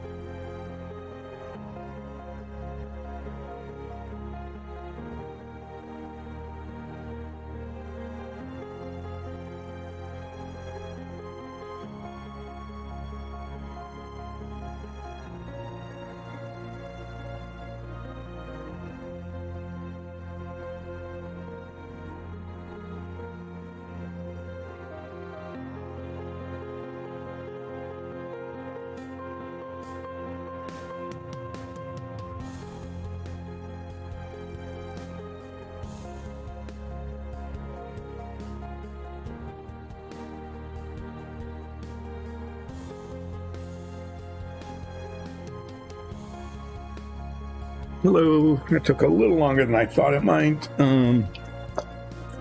We're trying to order some heated walkway mats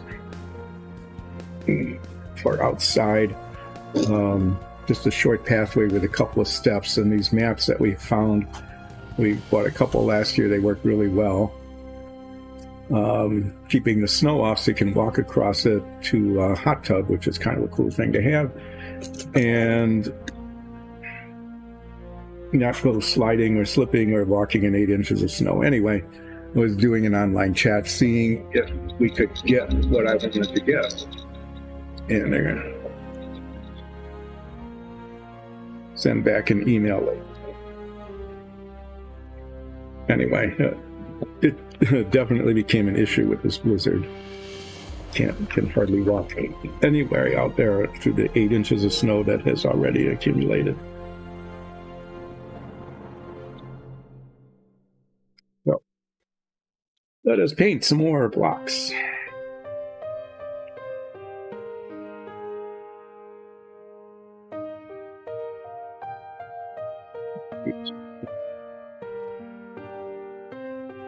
Down here.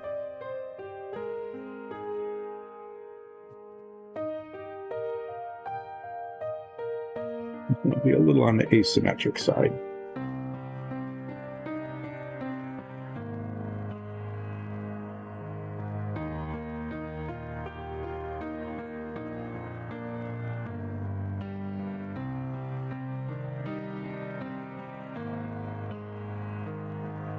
So the snow blowing has progressed.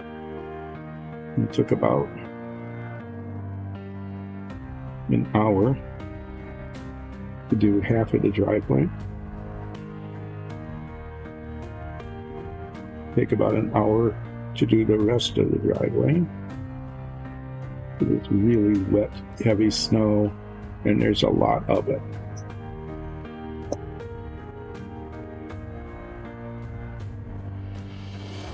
And then it'll need to be done at least once more, probably tonight, depending on the snowfall. Right now it's not falling very hard, but they're predicting it'll pick up again.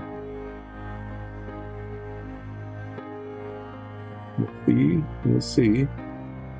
But we're expecting anywhere apparently between 2 inches and 24 inches in the next 36 hours.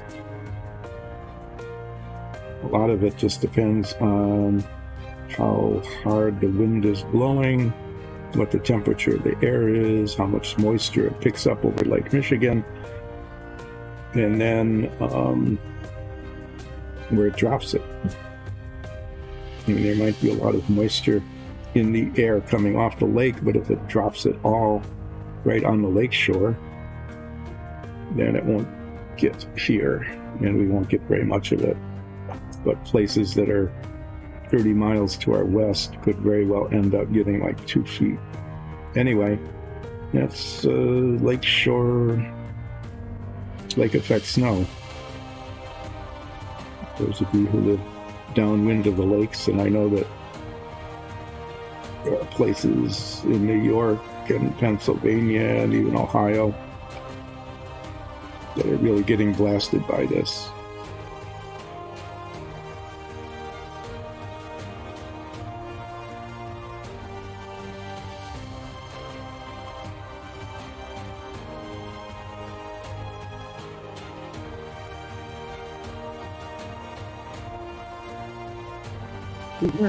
Flip it around. I moved or the camera moved or something. There, sorry. Now we're back. So check that right away. And I sat down, but I didn't.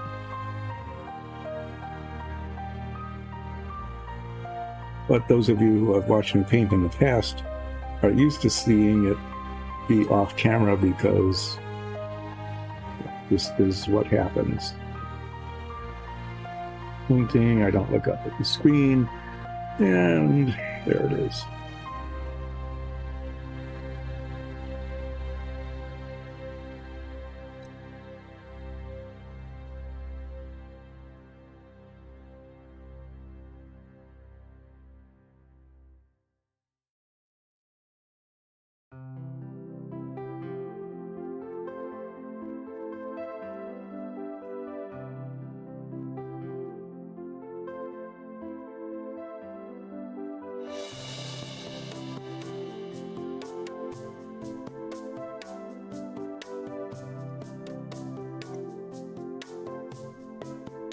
these side blocks here.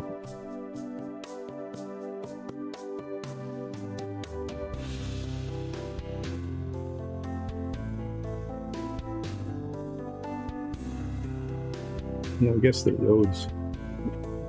Anyway, it's supposedly really good packing snow because it's right around freezing. Usually every year I build at least one snowman out on the deck, and this might be when I need to do it because there's a whole lot of really good packing snow, which means I'll be out there rolling snowballs.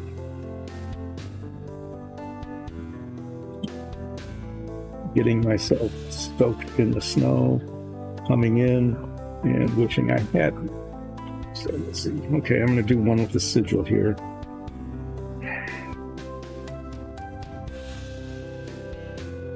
Yeah, I'm going to go ahead and do these. Now, I'm just not. The problem is with these sigils is that a lot of the blocks actually touch the rim. And even there, where it barely does, and when I put the brass on, it's going to get, since I want to get it down all the way around the edge, it's going to get on that. And so these will just have to wait. This is a cool one. This is an arrow slit.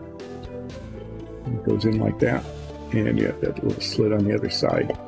So this is kind of a cool thing for a castle. Do one of them in there.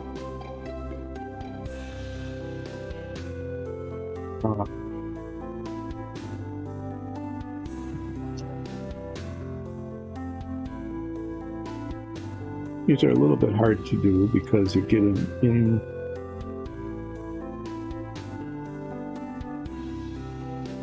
inside the thing here.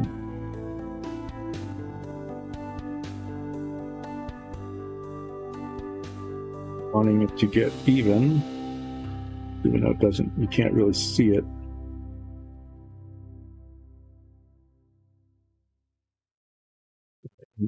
People would view it at. And we still want it to look pretty decent.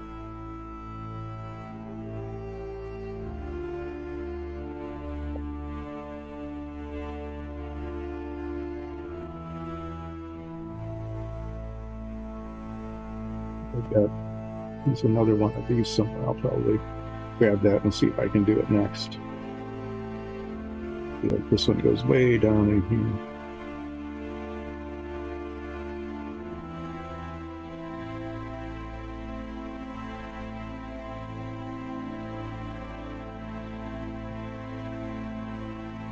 I'm not going to be able to wipe that off. I'm going to have to do that as touch-up. I'm going to be doing a fair amount of blue touch-up with the sigil and the cauldron.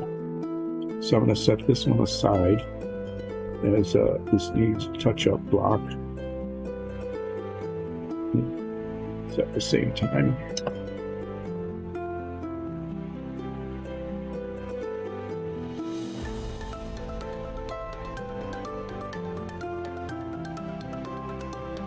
I'll have to try to remember where it is. It's down in the crevice there. That's going to be hard to hit.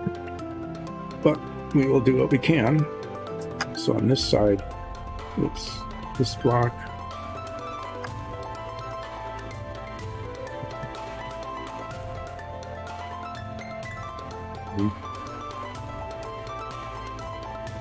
Here, and where is it?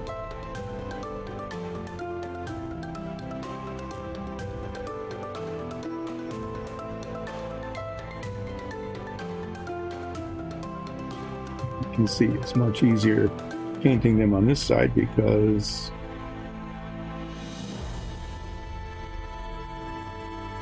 down into the opening.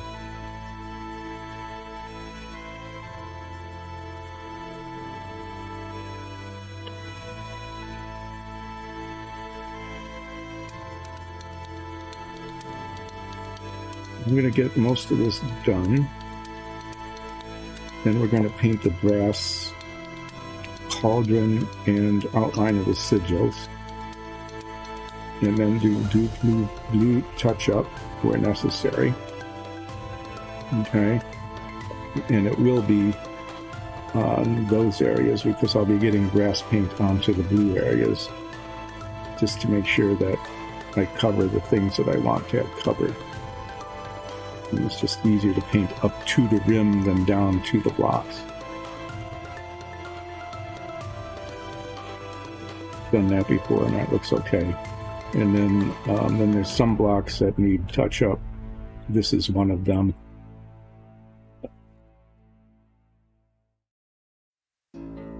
Set this aside, over to the side, and hopefully remember the area that needs blue touching up, and I do that later on, either today if there's time, or on Monday.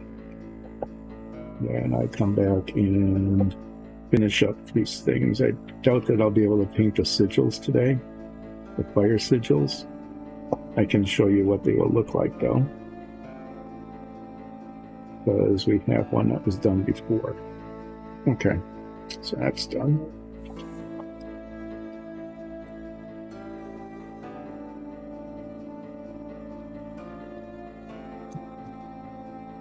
That's it.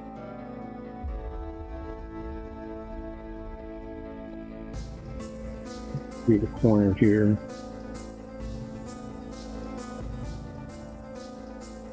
With a little block inside. Do one on the bottom here and that one there.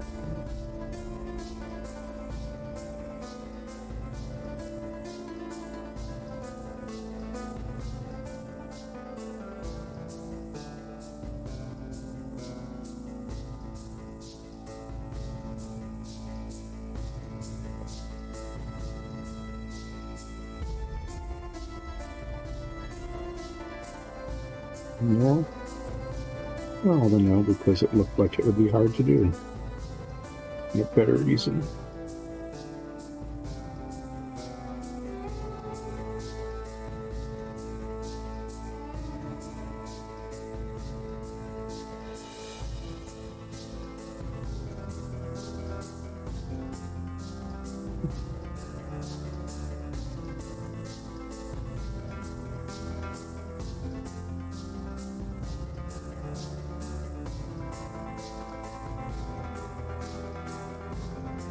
Haven't done that in a while. It is to say, slip up with the brush. I'll drop it on the floor there. Oh yeah, right. Having made that mess reminded me that that needs touching up. And now this one will too, because I can't clean that off. So we come back from break, and I should be all refreshed and focused, right? And what am I doing in terms of needing touch-up? 2 for 2. Nice, huh?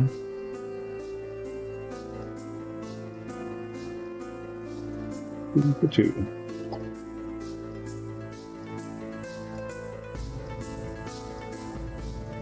Getting 1,000, making a mess.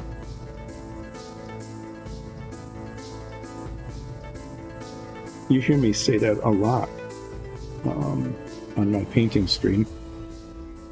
I am really good at making a mess, and you hear that a lot because I am really good at making a mess, and I'm showing that today, especially here after break.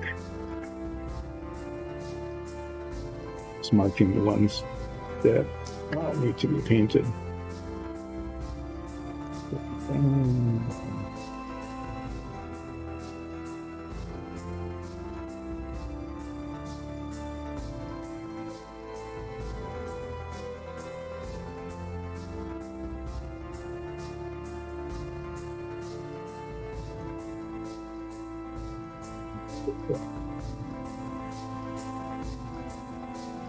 There we go.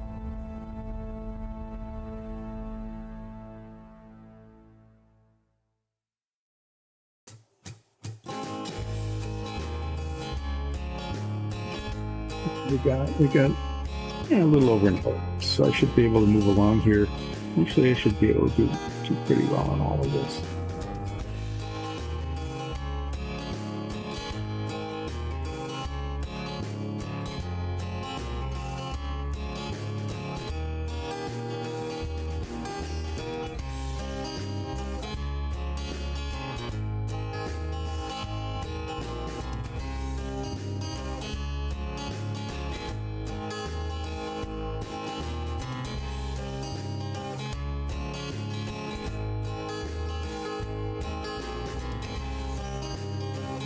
these in the need to be touched up pile.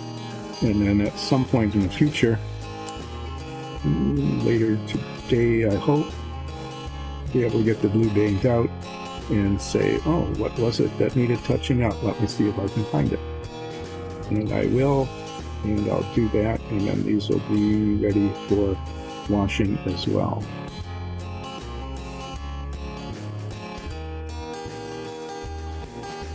And then one of the last things is, after the grass on the sigil is dry, is to finish the accent blocks on those. This is a door frame. These frames are pretty cool. The door fits in here. It's hinged and it opens and closes. A little lintel goes across the top.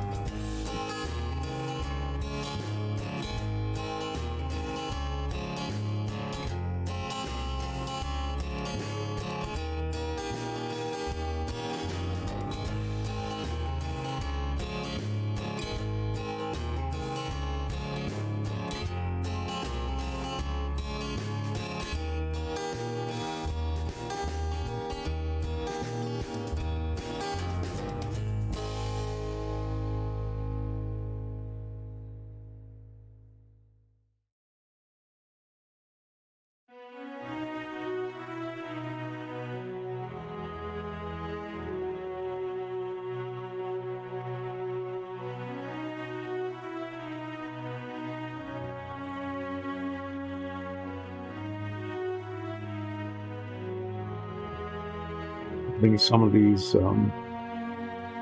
just laying it down on the surface here makes it easier to hold them sometimes. I think this one.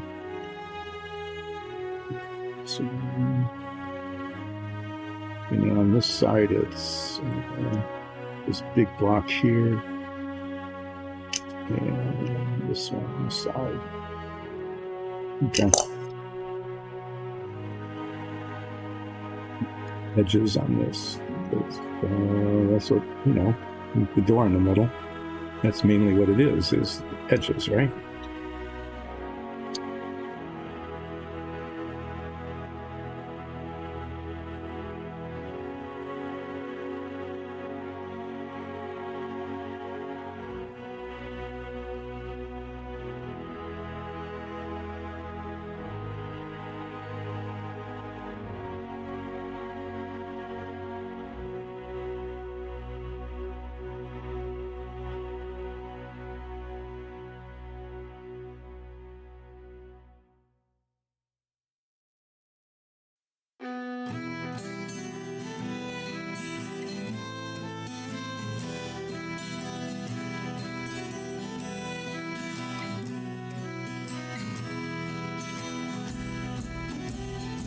The sides.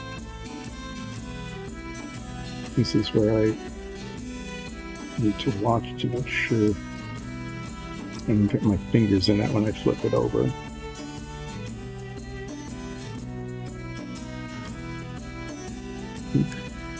Now there's only one single door. We have a double door, which is like this, but it's a two-way door. And it's got two doors in it that swing from the center. I'll do that one next.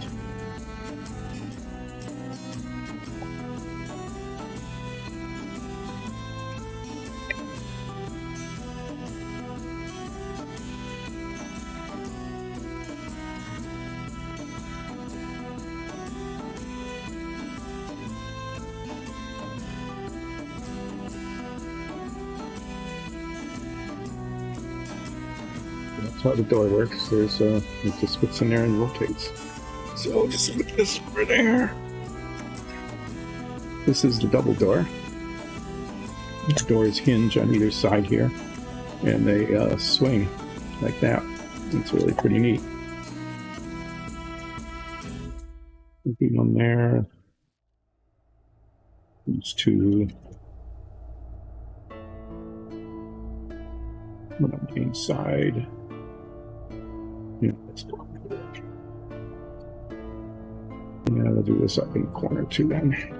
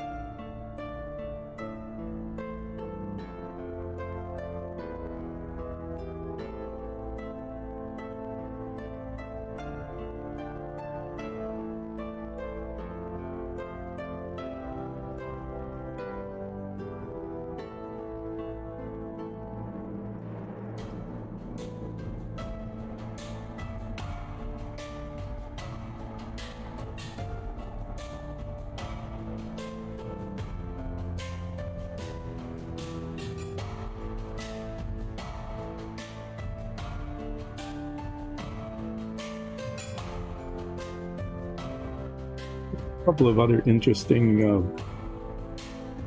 tiles coming up. Finish this, and then we've got 2 plain walls. I'll do those next, and then we'll do the dais.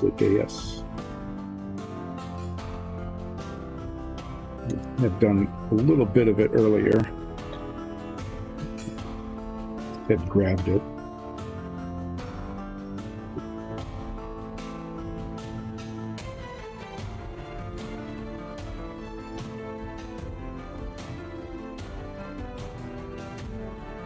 Easy, of course, because it's painted on the other side and it wraps around. So there.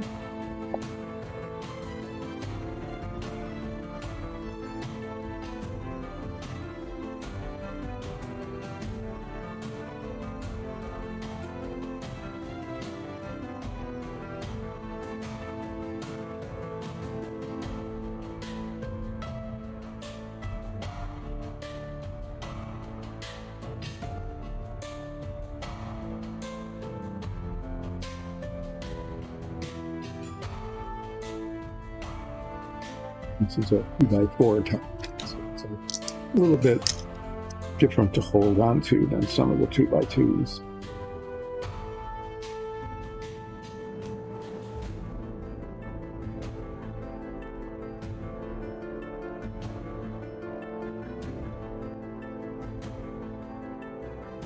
This makes it, just a little more likely that some of it will just slide off the screen, maybe. Looks like the view is large enough, though, that the whole thing can be on it.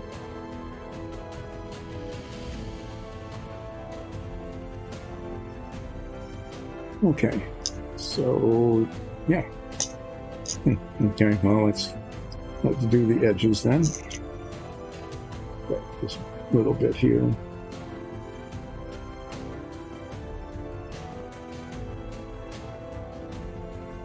Sides.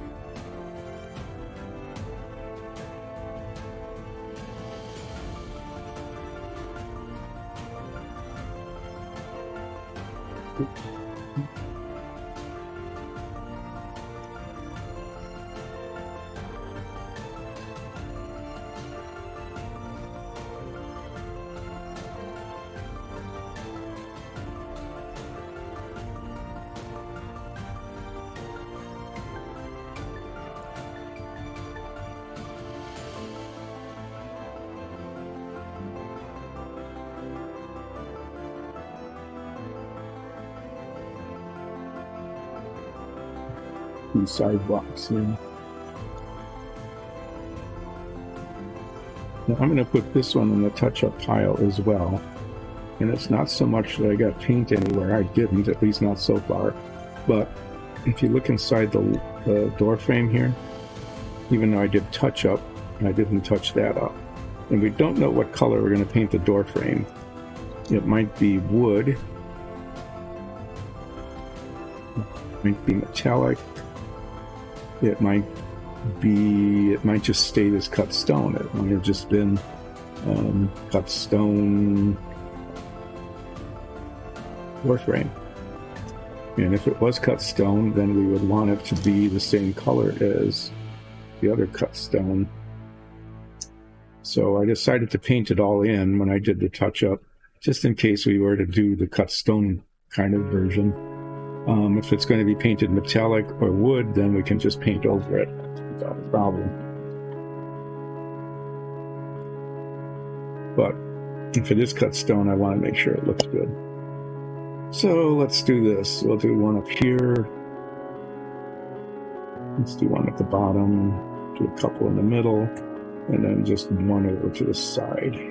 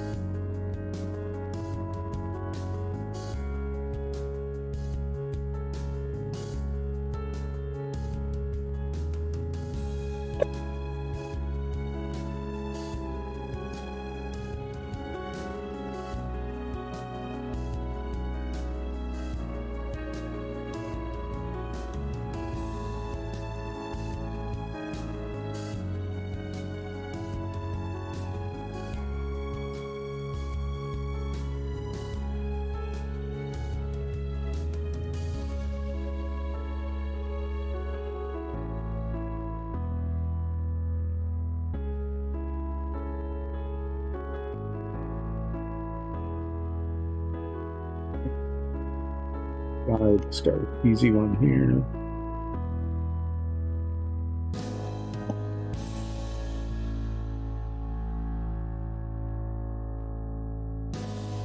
Bottom, and then basically kind of a diagonal up, and then there.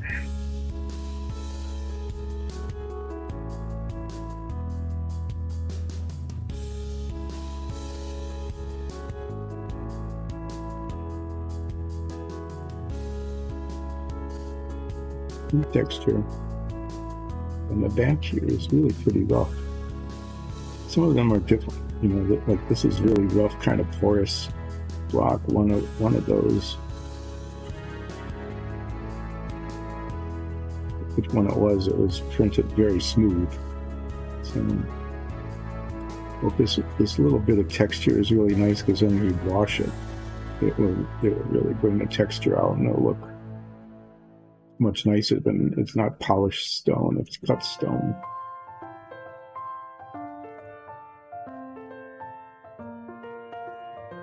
I mean, if you look at these like this, it really doesn't look too bad already.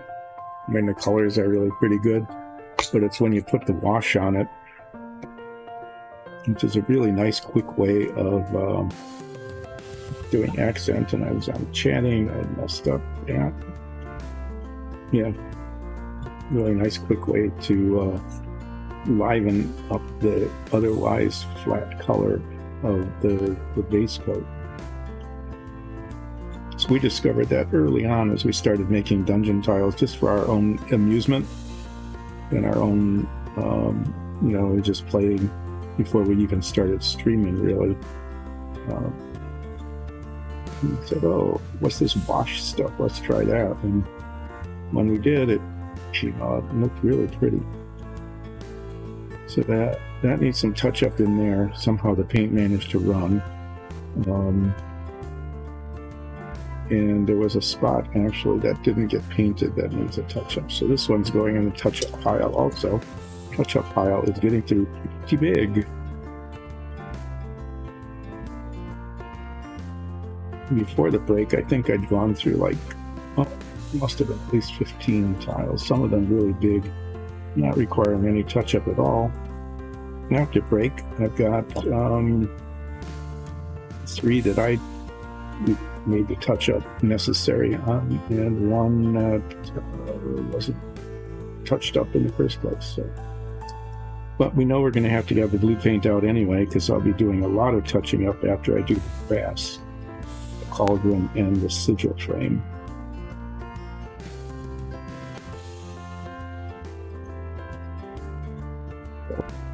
Yeah, that won't be a problem. So I'll just put this over here with these others that require attention a little later. And we got one more wall.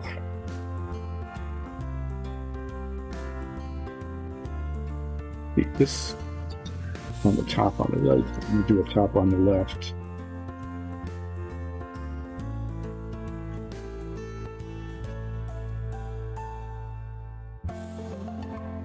Scattered single ones on this.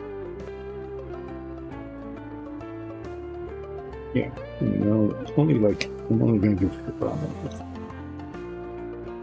no sense in overdoing. Almost out of paint. So I'll be squeezing out a little bit more paint. Should be too much again.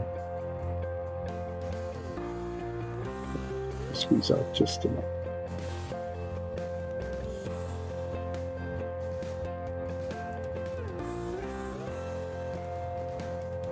This brush is all gummed up anyway, so we'll clean it out.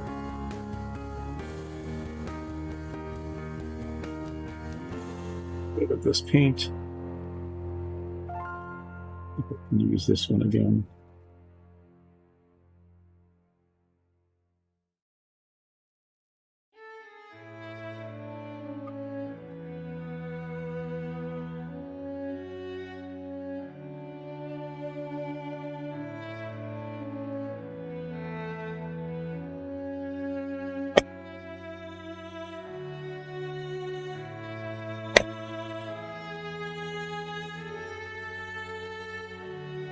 The end, because the end goes out the end.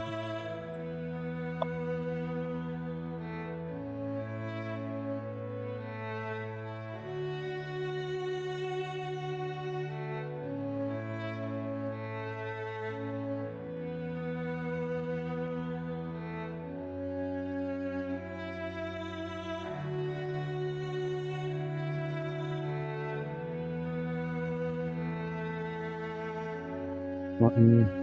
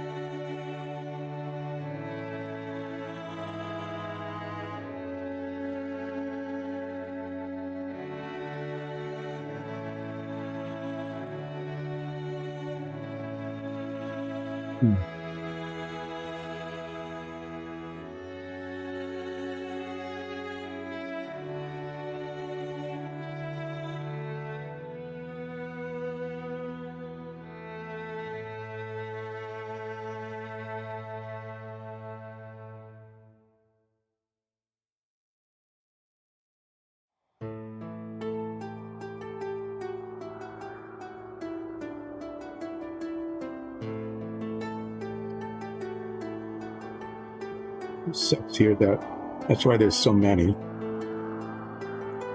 One of them is like the top of a mage. That's why it's got the fire sigils and the cauldron in the middle. Fire magic happens. And the other is like a throne room. Second, this sort of special feature of that is part of it are those arrow slits that it's, defended.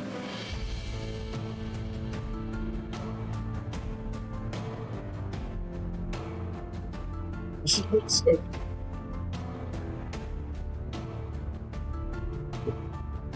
in the floor. There's this raised dais.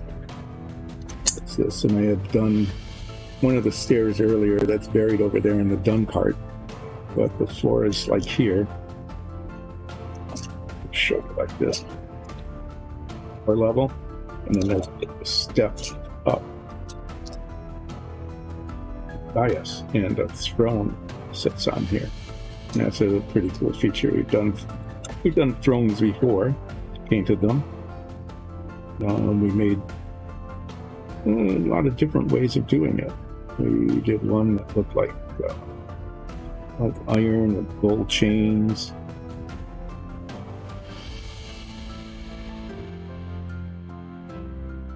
I made one that looked like it was kind of made out of ivory almost, or sandstone.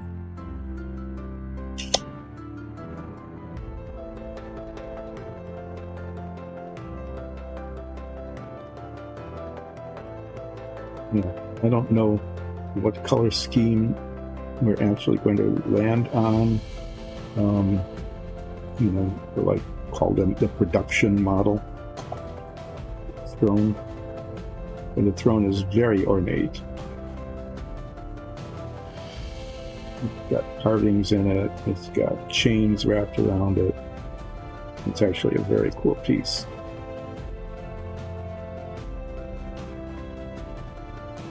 And depending on the color scheme, it like really pops against the dark stone.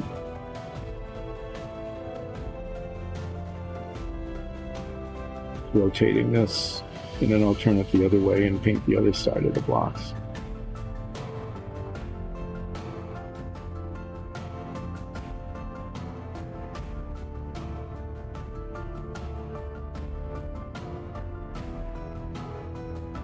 This up here is the stone floor, and we don't paint accents on the floor.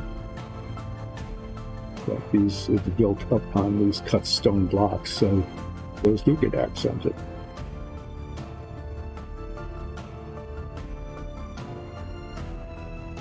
Okay, so I'll rotate it, try to grab it right on the edge of the floor part of this.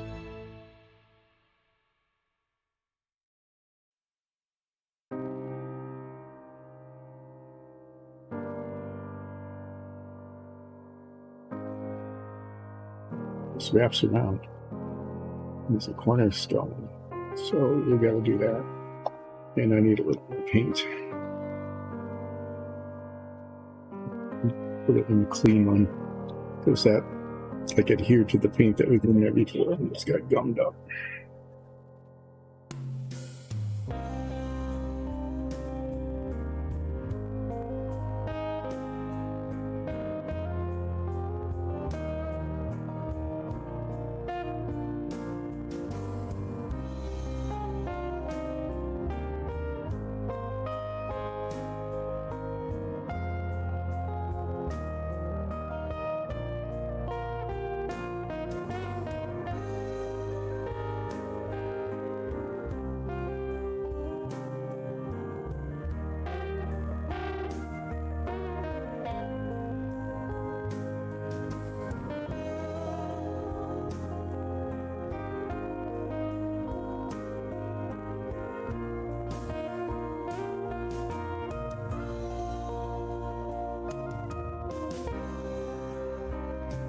But I'm painting this on all four sides, if you noticed.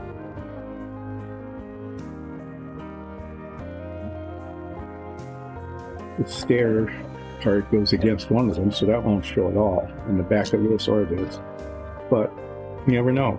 I mean, you might just want to use the stairs and then you can have your back done, but you don't know which of the four sides you're going to do that against. So we'll do all four, and in so doing, it makes it like you don't have to worry about which ones you do.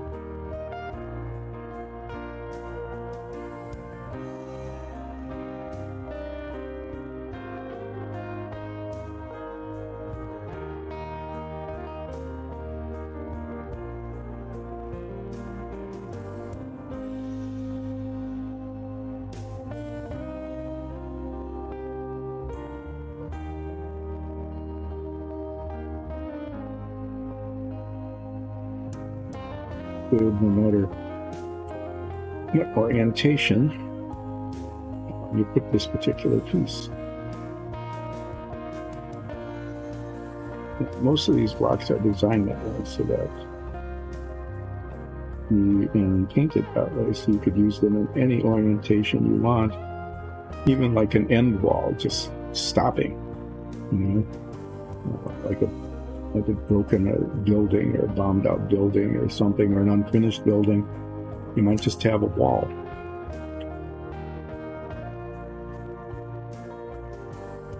Paint all around the base. Both the sides and the front and back of all of these, so that they can be used any way you want, you know, without having to worry about, oh, that's an unfinished side, we can't show that, or that's an unfinished base, we can't show that. The very, very first set that we did, we didn't paint this base part. It actually was a separate piece then that was attached later. And it was, oh, well, that won't really show. And we decided to record some of the episodes, and it was, yeah, actually it does show. And if we just took a little bit of time and spread some paint down at the bottom and washed it, it looks very finished. And so we have made that a practice ever since to paint all the way down to the very bottom, including the plate that's on the bottom.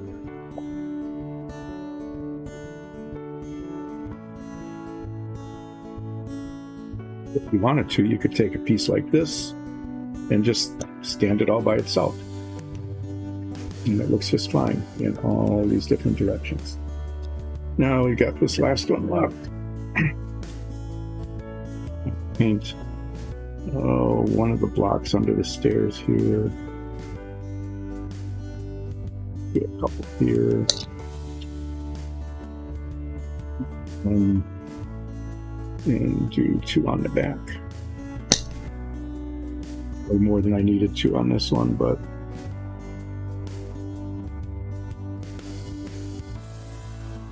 we'll finish up.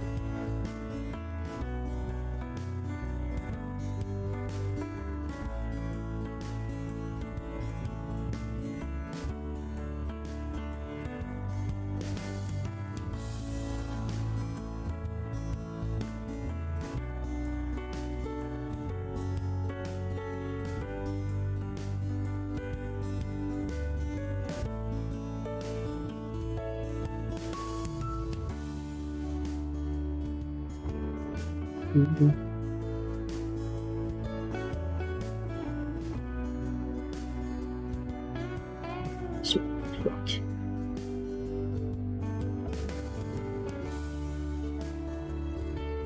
Step didn't have one on the front, so we're going to do one here. And then we'll rotate it and get the blocks. Bricks side. So almost at the very end, got my hand in it.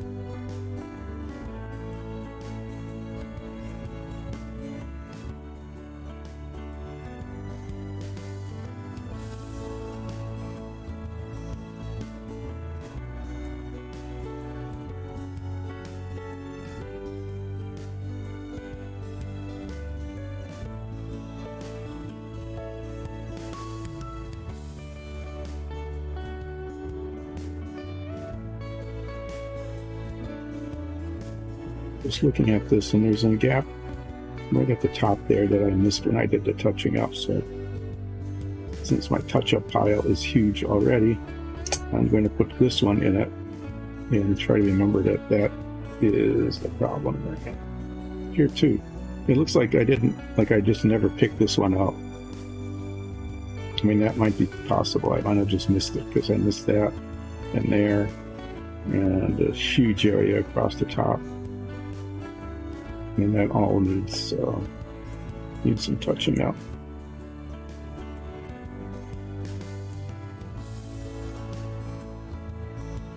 That's why it's always good, actually even better, to have someone else do final inspection so that they can rotate it and say, oh, you did a really fine job, except for this one where you just didn't even get it done. Okay, so we'll put that over here. That's a bunch of touching up. I'm going to have to paint some accent brick later, probably on these sigils, but again, as I mentioned, it's after I do the brass. Because when I paint this rim, and I want to make sure I get the rim of it, I can't do that without getting paint on there. And then what I will do is use a very flat brush and paint it that way.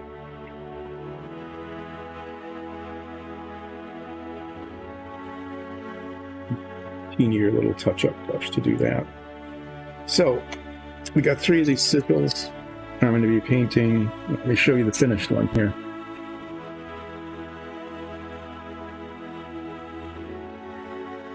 Oh, I wonder if they could buy something like this. Anyway, here's one that's been done. And you can see where the brass is all around that. And then the next job is to fill in all the colors. This is scarlet red, this is flat black, and this is copper. Really, you can see it's a metallic copper color, which is, we played with a couple of different colors there, and that turned out to look really good. So I'm going to take the brass paint, give it a good stir. Maybe someday, maybe even fairly soon, viewers will have an opportunity to buy such a product. Maybe, in fact, even painting today. You never know, we should see.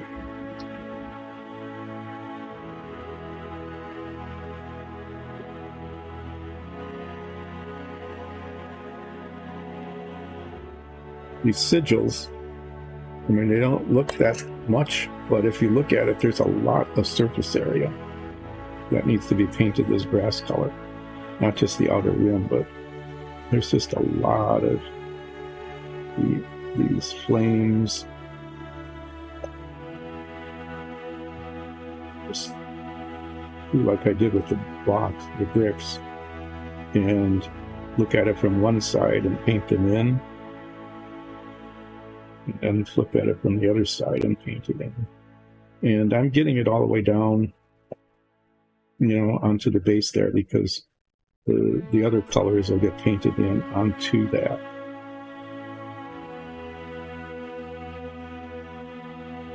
So we're going to actually be using a fair amount of brass paint doing this. We're going to be using a teeny brush to get in there later.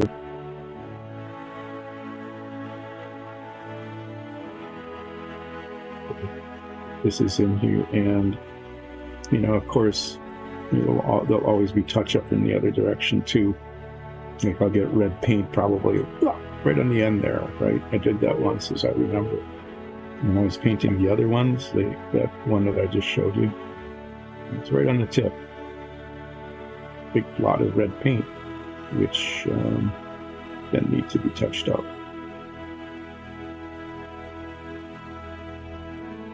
This has to be rotated in many different directions because these flames just go every which way, you can see. Where the brass framing is well painted.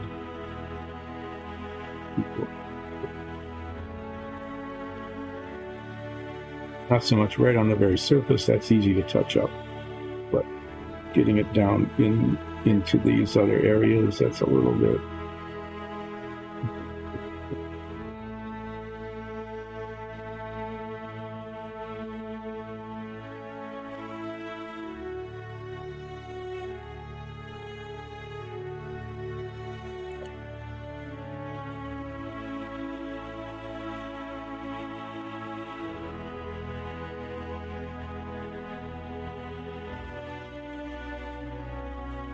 That you can't hear them. The 3D, maybe you can. I think you can. The 3D printers are having, whatever they're printing, they're having a really good time of it. They're just singing away.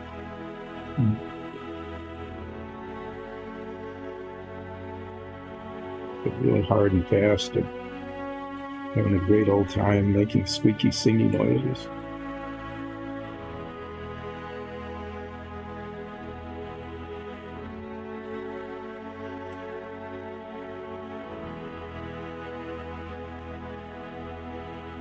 I'll hold it this way so you can see a little bit of what's going on.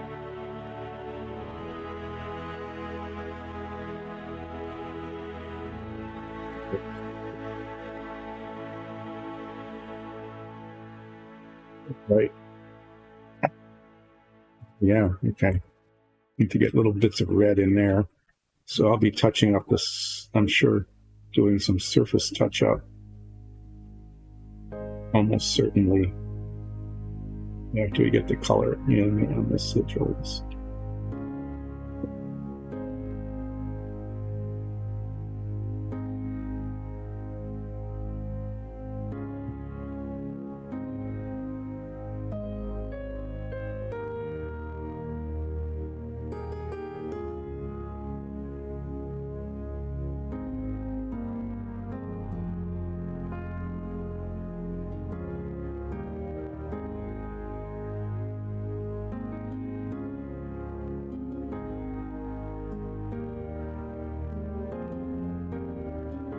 Needing more and more of this.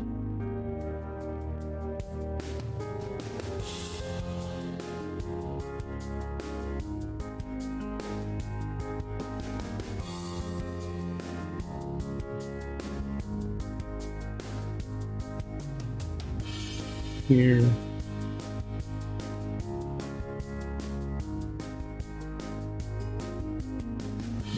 Get the points of these. And bottom.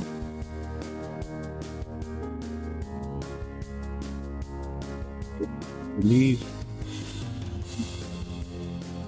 And now I need to do the other circle. I'm going to try to be fairly careful. I know I'm going to be doing blue touch-up, but I don't need to be doing more than is absolutely necessary.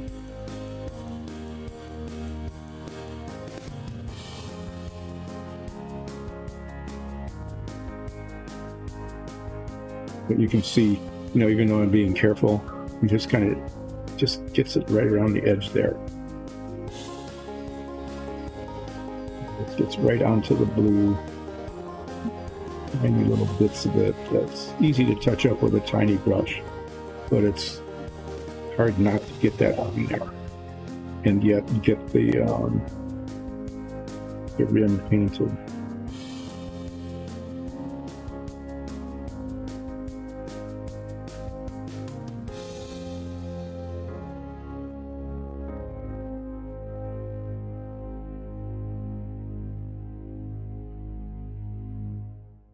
I want to make sure the rim is painted. The rim shows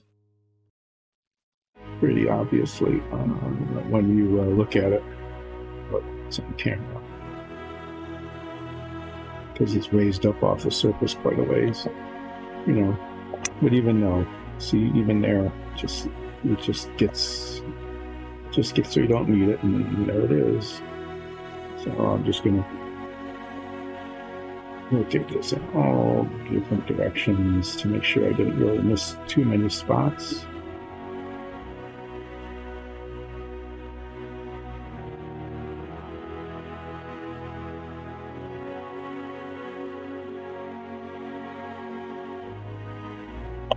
Look at it from the angle most viewers would see it, which is up here, and I can see right there. It's pretty obvious. Surface here.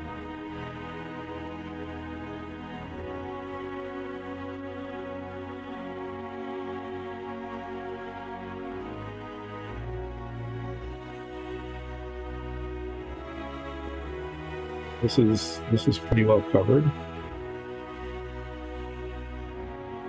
And we'll do another one.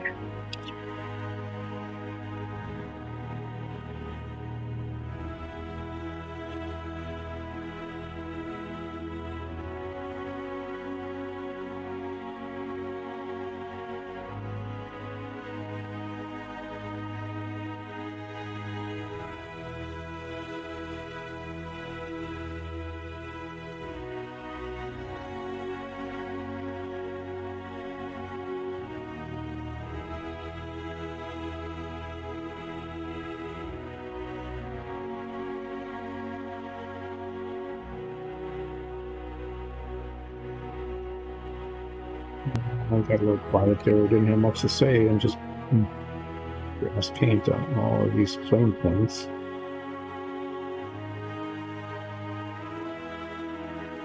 Thing touched. Oh, like I said before, it doesn't look like much, but there's a lot of surface area as you go around here. Let me screw this up again.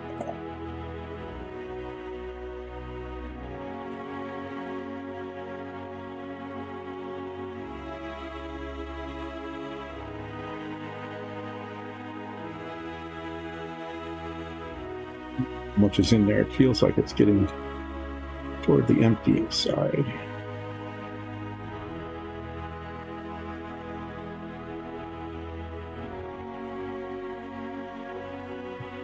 It's out quite a lot of it because we are using quite a lot of it here.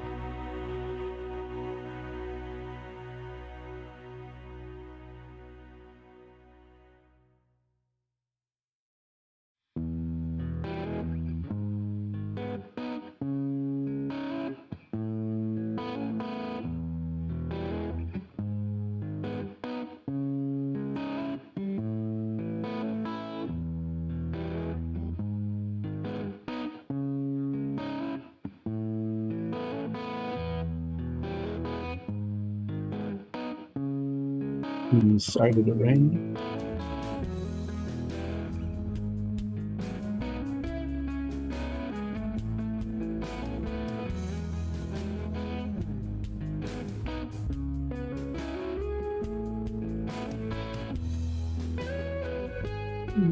Look at it from this side, and it's mostly unpainted.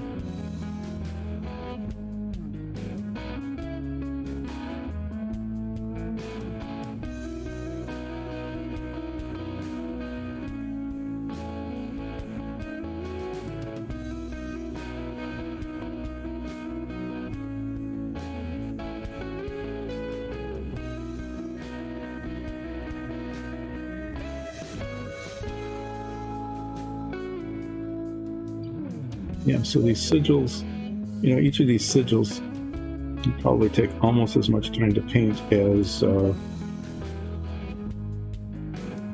really a good dozen of those other blocks. You know, this is going pretty quickly because I'm just sort of putting paint on quickly as a base coat, but the inside, you know, you like these tiny little spots here, one bristle brush, pushing the paint up into the corner, and then getting it on the surface and having to come back with the grass paint later to touch up. Because of the nature of the detail of this, although it looks really amazing when it's done, it doesn't go that quickly when you're painting it compared to the blocks. Dungeon tiles.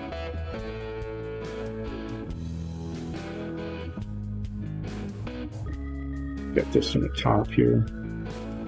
It's all these spots here, the points, which definitely show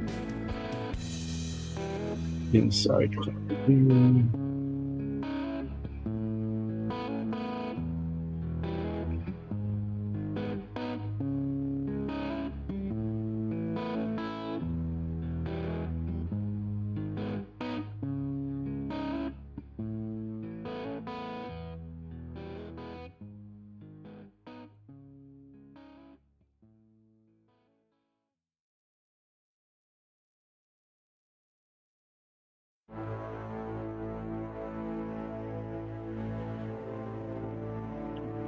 You're getting mostly there.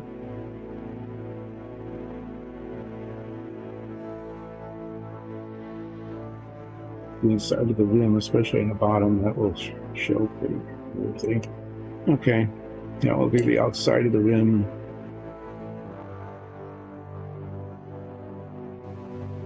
Looking up to, you know, and as carefully as we can, up to the blue stone, but we know that it will just go over. And I'll be using a little brush, doing very slow and careful touch up there. the rim, I want the rim to be painted.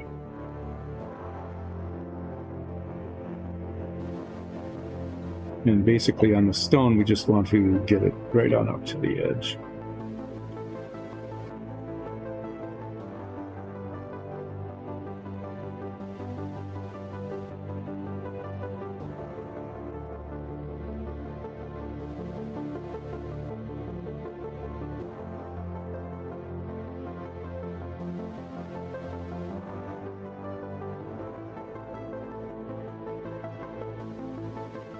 Find it at least fairly easy to tiny little brush and lay it flat. And just get right up to the rim and go around and cover that.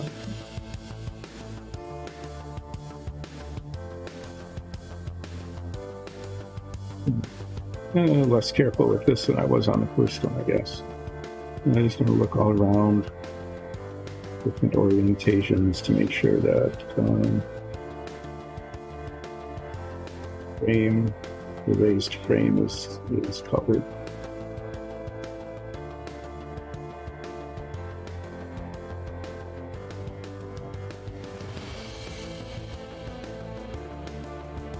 As much as I can tell. 2 down.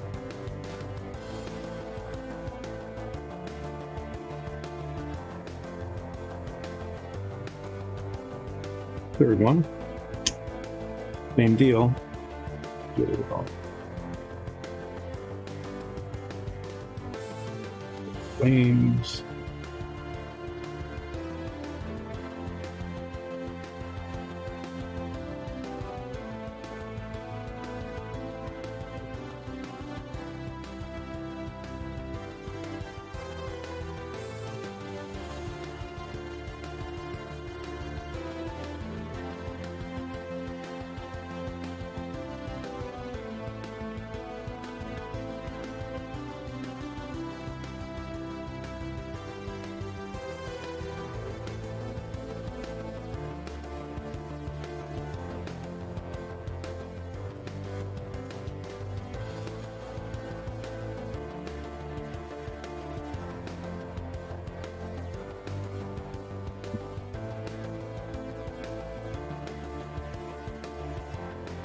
You can tell which one I did first and which one I did second. The second one was a whole lot less careful than the first one. Knowing that it's just going to be painted over.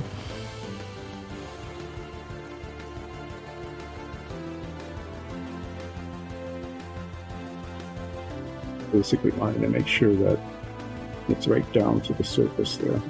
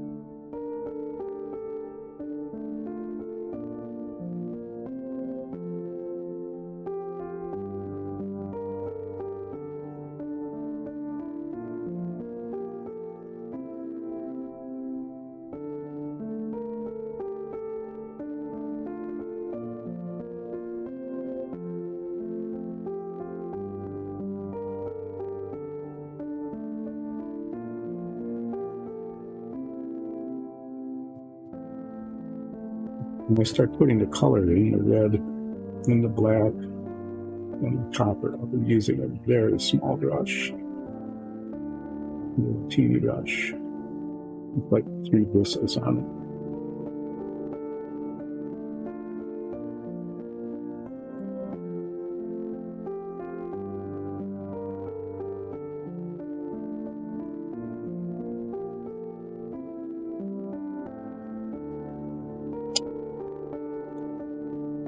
Now the whole thing slipped. And it's definitely a big touch up there. So the technique I'll be using is to put some paint in in the middle, and I push it up with the tip of the brush, especially here. You have to come back with the brass, and especially like around here where there's hardly any space at all, is, well, you need to touch up at least the surface of it. But be really careful with the color, because I don't want to have to be touching up much more than I need to when it comes to that.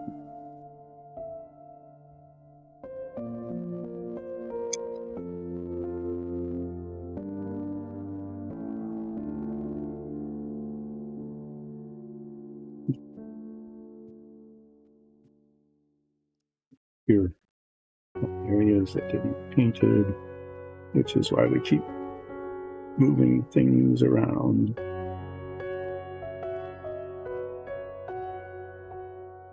Probably, hopefully when I put the color on them, I can find spots that aren't painted.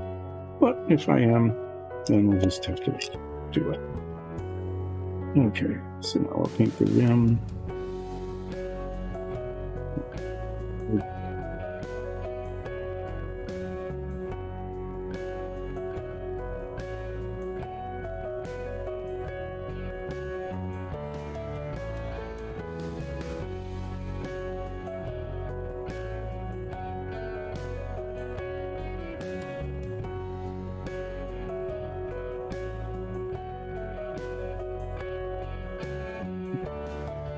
Whole spot, the whole side didn't get painted there.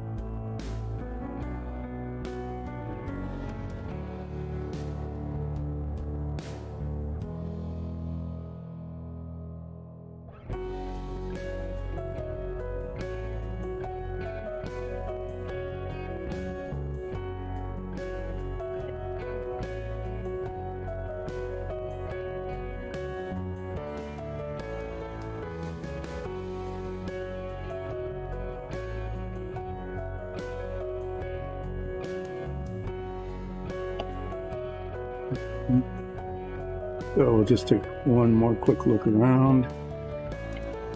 Make sure that brass paint's where we need it. Look on the top. This is one here.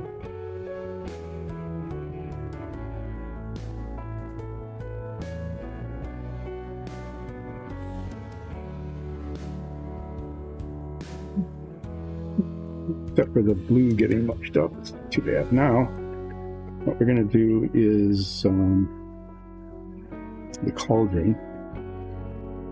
And there'll be time to do that. So I'll show you before and after. The base color is a little different. This was done on the dark stone, but the cauldron is brass.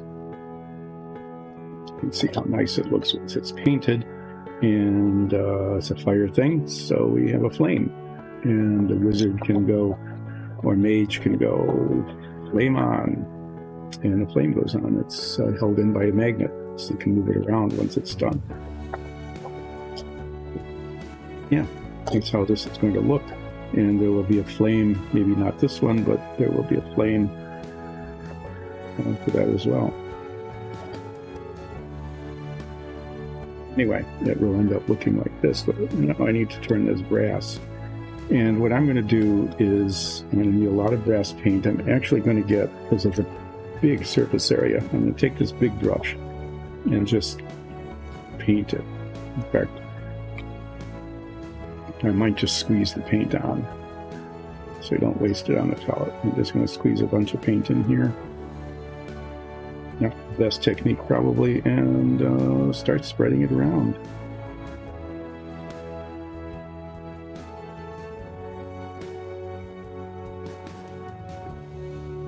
Yeah, somebody's probably, what are you doing? Doing is getting grass paint all over this fairly quickly, wasting actually fairly little because it's not drying in the palette.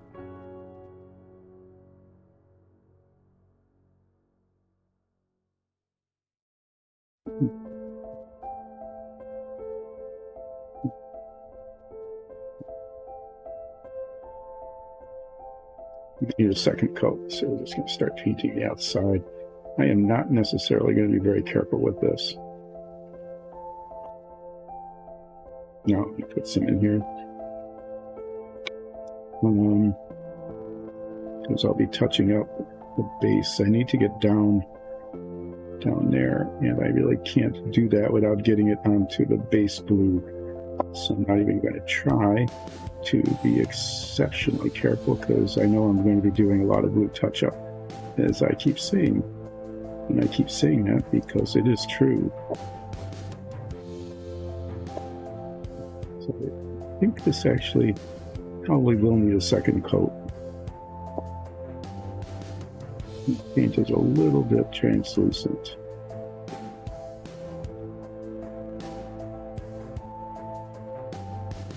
Uneven because there's blue base coat on the primer. I think there's just enough paint here to get the brass base coat on.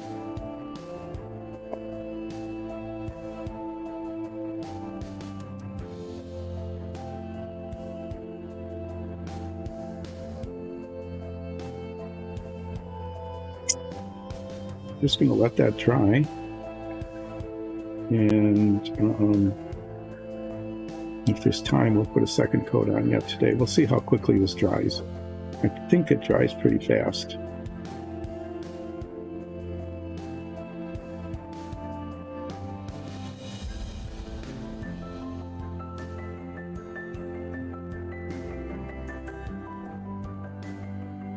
Yeah, but this definitely needs a second coat.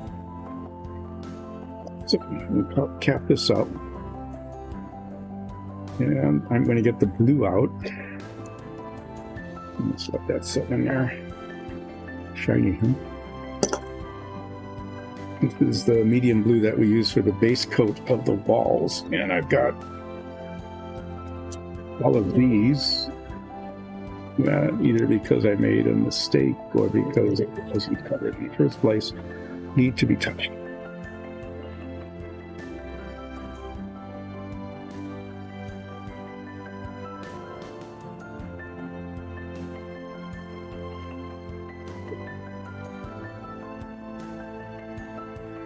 Out, grab this brush and start touching up. And if I recall, this one need a fairly significant amount of touching up, way down in there where it never got base coated in the gap between the floor blocks. You know, we don't want that to show white.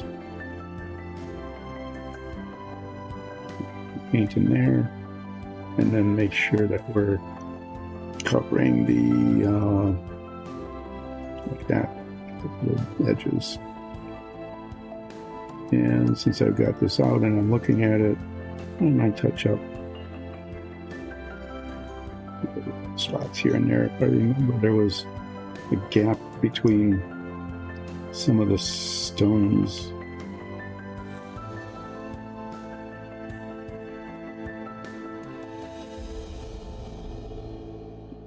Yeah, some painted. Yeah, there it is. Blinking them down there, a bright spot that would definitely show. I'm not too worried about the stones themselves, the floor, because if there's like a little bright spot or something after it's washed, I think it will just add to the interest of how that looks. But I wanted to make sure that I got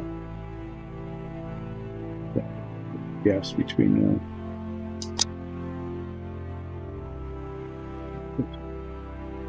the way down in there.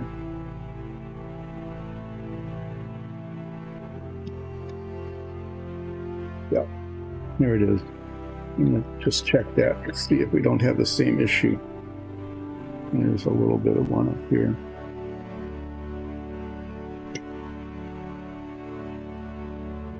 This one looks okay. Yeah, let's go around and try to find the spots that required, well, that consigned this to the touch-up area.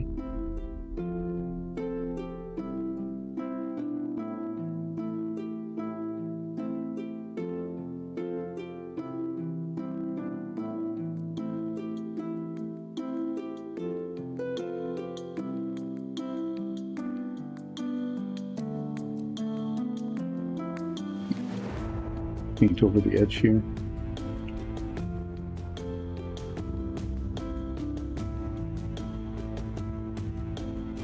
Names, that one's this one. Put on the front. And others.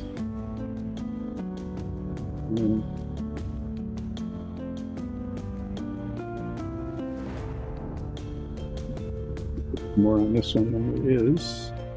Let's see. And again, this is the one where I got the bit on the floor down here.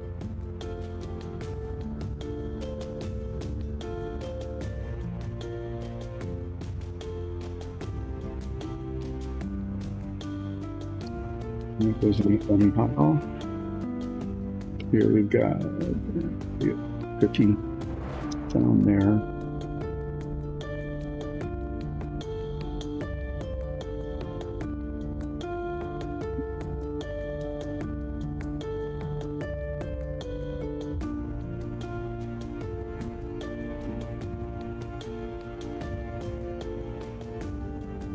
Put the stuff on this one.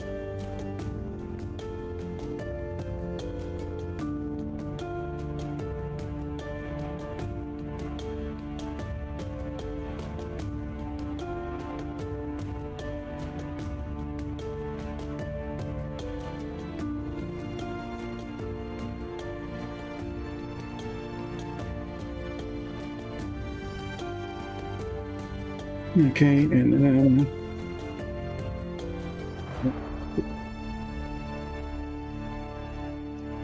bits of the door frame never got base coated.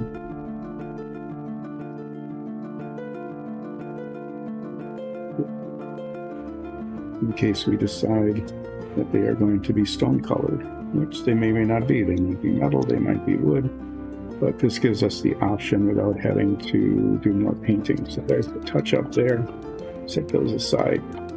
Now, question is this? It is. It feels like it's drying up.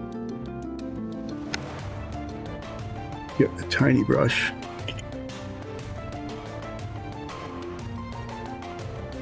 Start on this and try.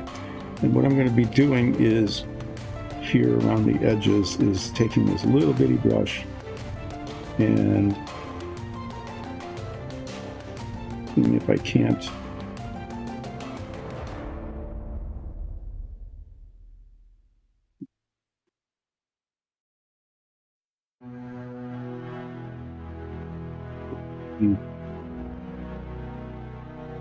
need to use the bigger one. It'll just get it in the way, but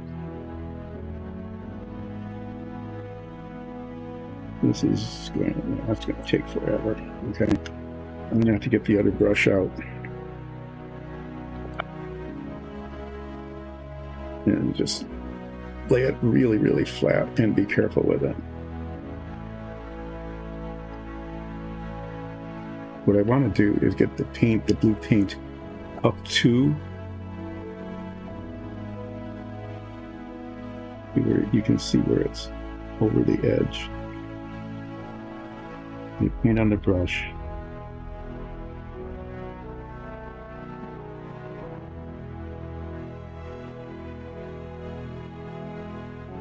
Brush it, get it just right up to the rim.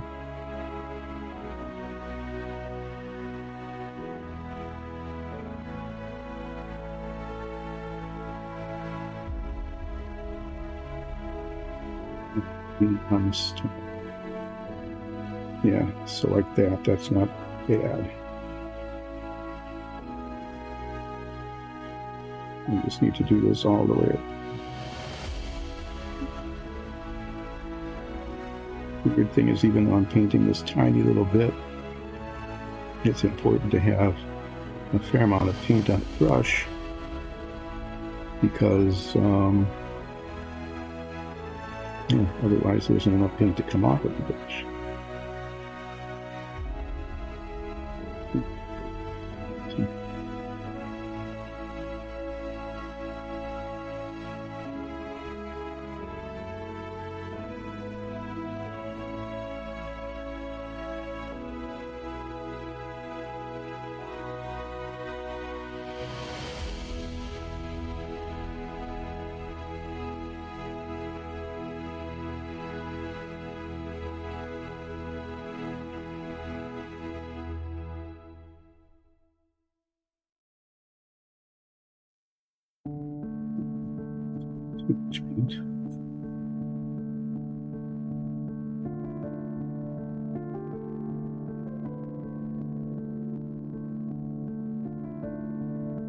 And then suddenly there's no to complain. You know, when you're painting this kind of stuff, there's always something to complain about. Amazing. Okay, so that's kind of that's really what I wanted it to look like. I'm going to just do the other two then. Painting around the edges like that.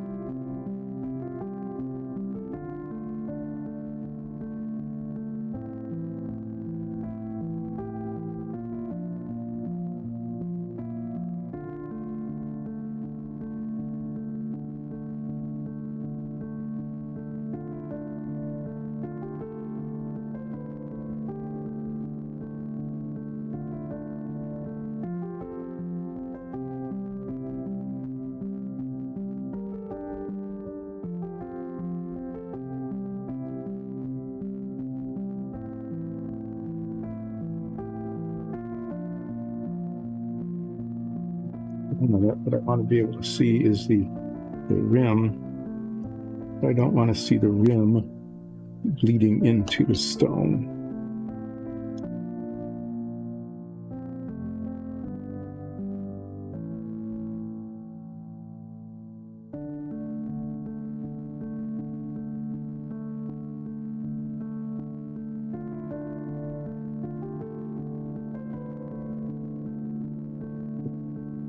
First one I did again, take a look. Not sure I'm satisfied with the line. Yeah, pretty much. There's some of the grass paint kind of leaked into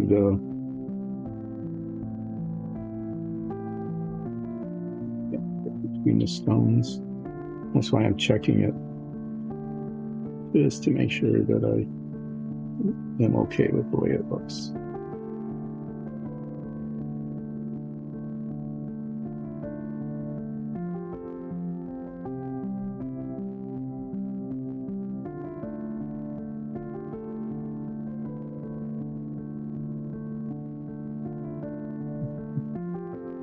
Again, this one looks better than the other one. This one turned out okay. It's a little bit there.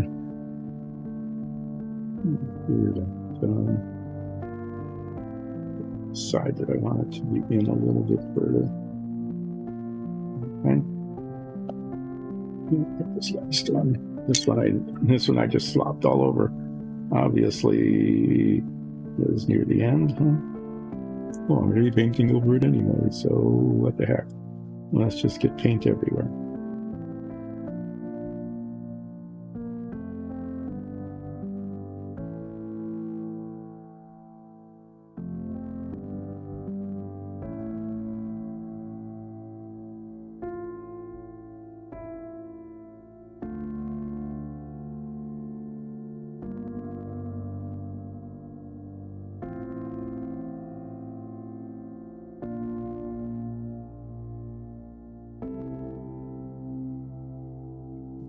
around the edge, and then lift it up and check. See how it looks from the top after I do this. But there's a lot of touch-up on this one, so let's get that done first before we do the final check.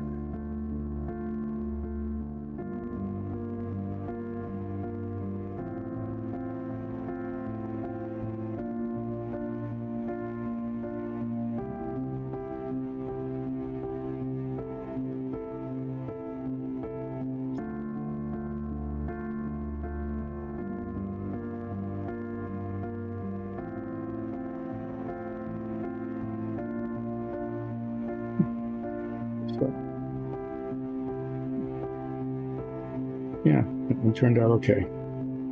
So there, those sigils are brassed in, and the next part will be to paint this in. And most of it here and around the edges, it's red. This is copper, and that's black. That looks really good in a flat black. So I'm going to set this aside like this, face that way. And what I'm going to do before we finish up, because there's just a few minutes left, is I'm going to put the second coat of brass paint on the cauldron. And I'm going to do that because then there needs to be some blue touch-up. Okay, around the base. But when I come back on Monday, very likely, this will be dry. And if I wait till Monday to put the second coat on, then I'll be sitting around waiting, probably painting sigils. But why not get it done now? I'm going to use the same technique I did before, which was a little sloppy but effective. Is I'm just going to squeeze the paint right onto the surface here. Take the big brush and smush it around. Reservoir. Get the spots I didn't get before. There's plenty of paint. Coat the outside, and the outside definitely needs a second coat. And that seems to be working really pretty well.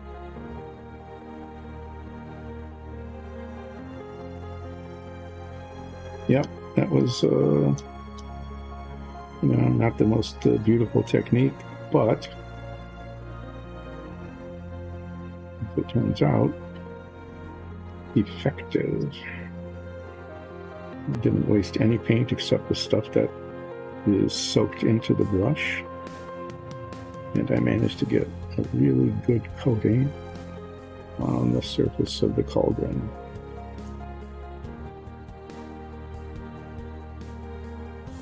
And what I should do is, when I get the flat black out, is to paint the inside of that black, because that's where the flame comes from.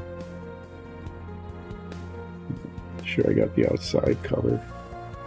Yeah, the second coat did a nice job on it. That looks pretty decent. I just want to make sure that there aren't any real blubbles.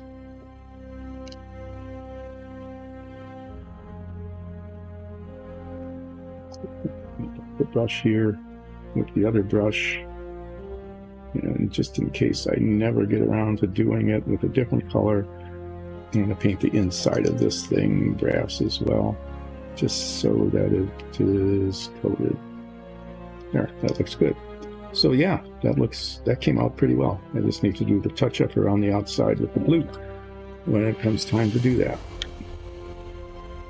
So let us grab a clean towel. Bitty brush, I will be using this on the sigils. The medium-sized brush, which I may also be using for some of the areas on the sigil. I think the last time I painted one of these, I actually did the whole thing in this brush. Would it even work?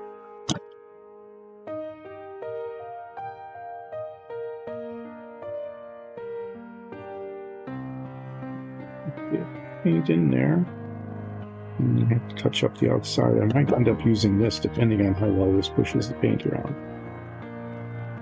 And what I know is that I will not be using this because there's no surface area to be painted that is actually smaller than the brush. So, yeah, this brush will not be used. So, what have we accomplished today? Just a real quick recap before we finish. Glasses on. If we look over here, we will see a huge pile of dungeon tiles, some of which are cut stone, some are rough. There is yet more here.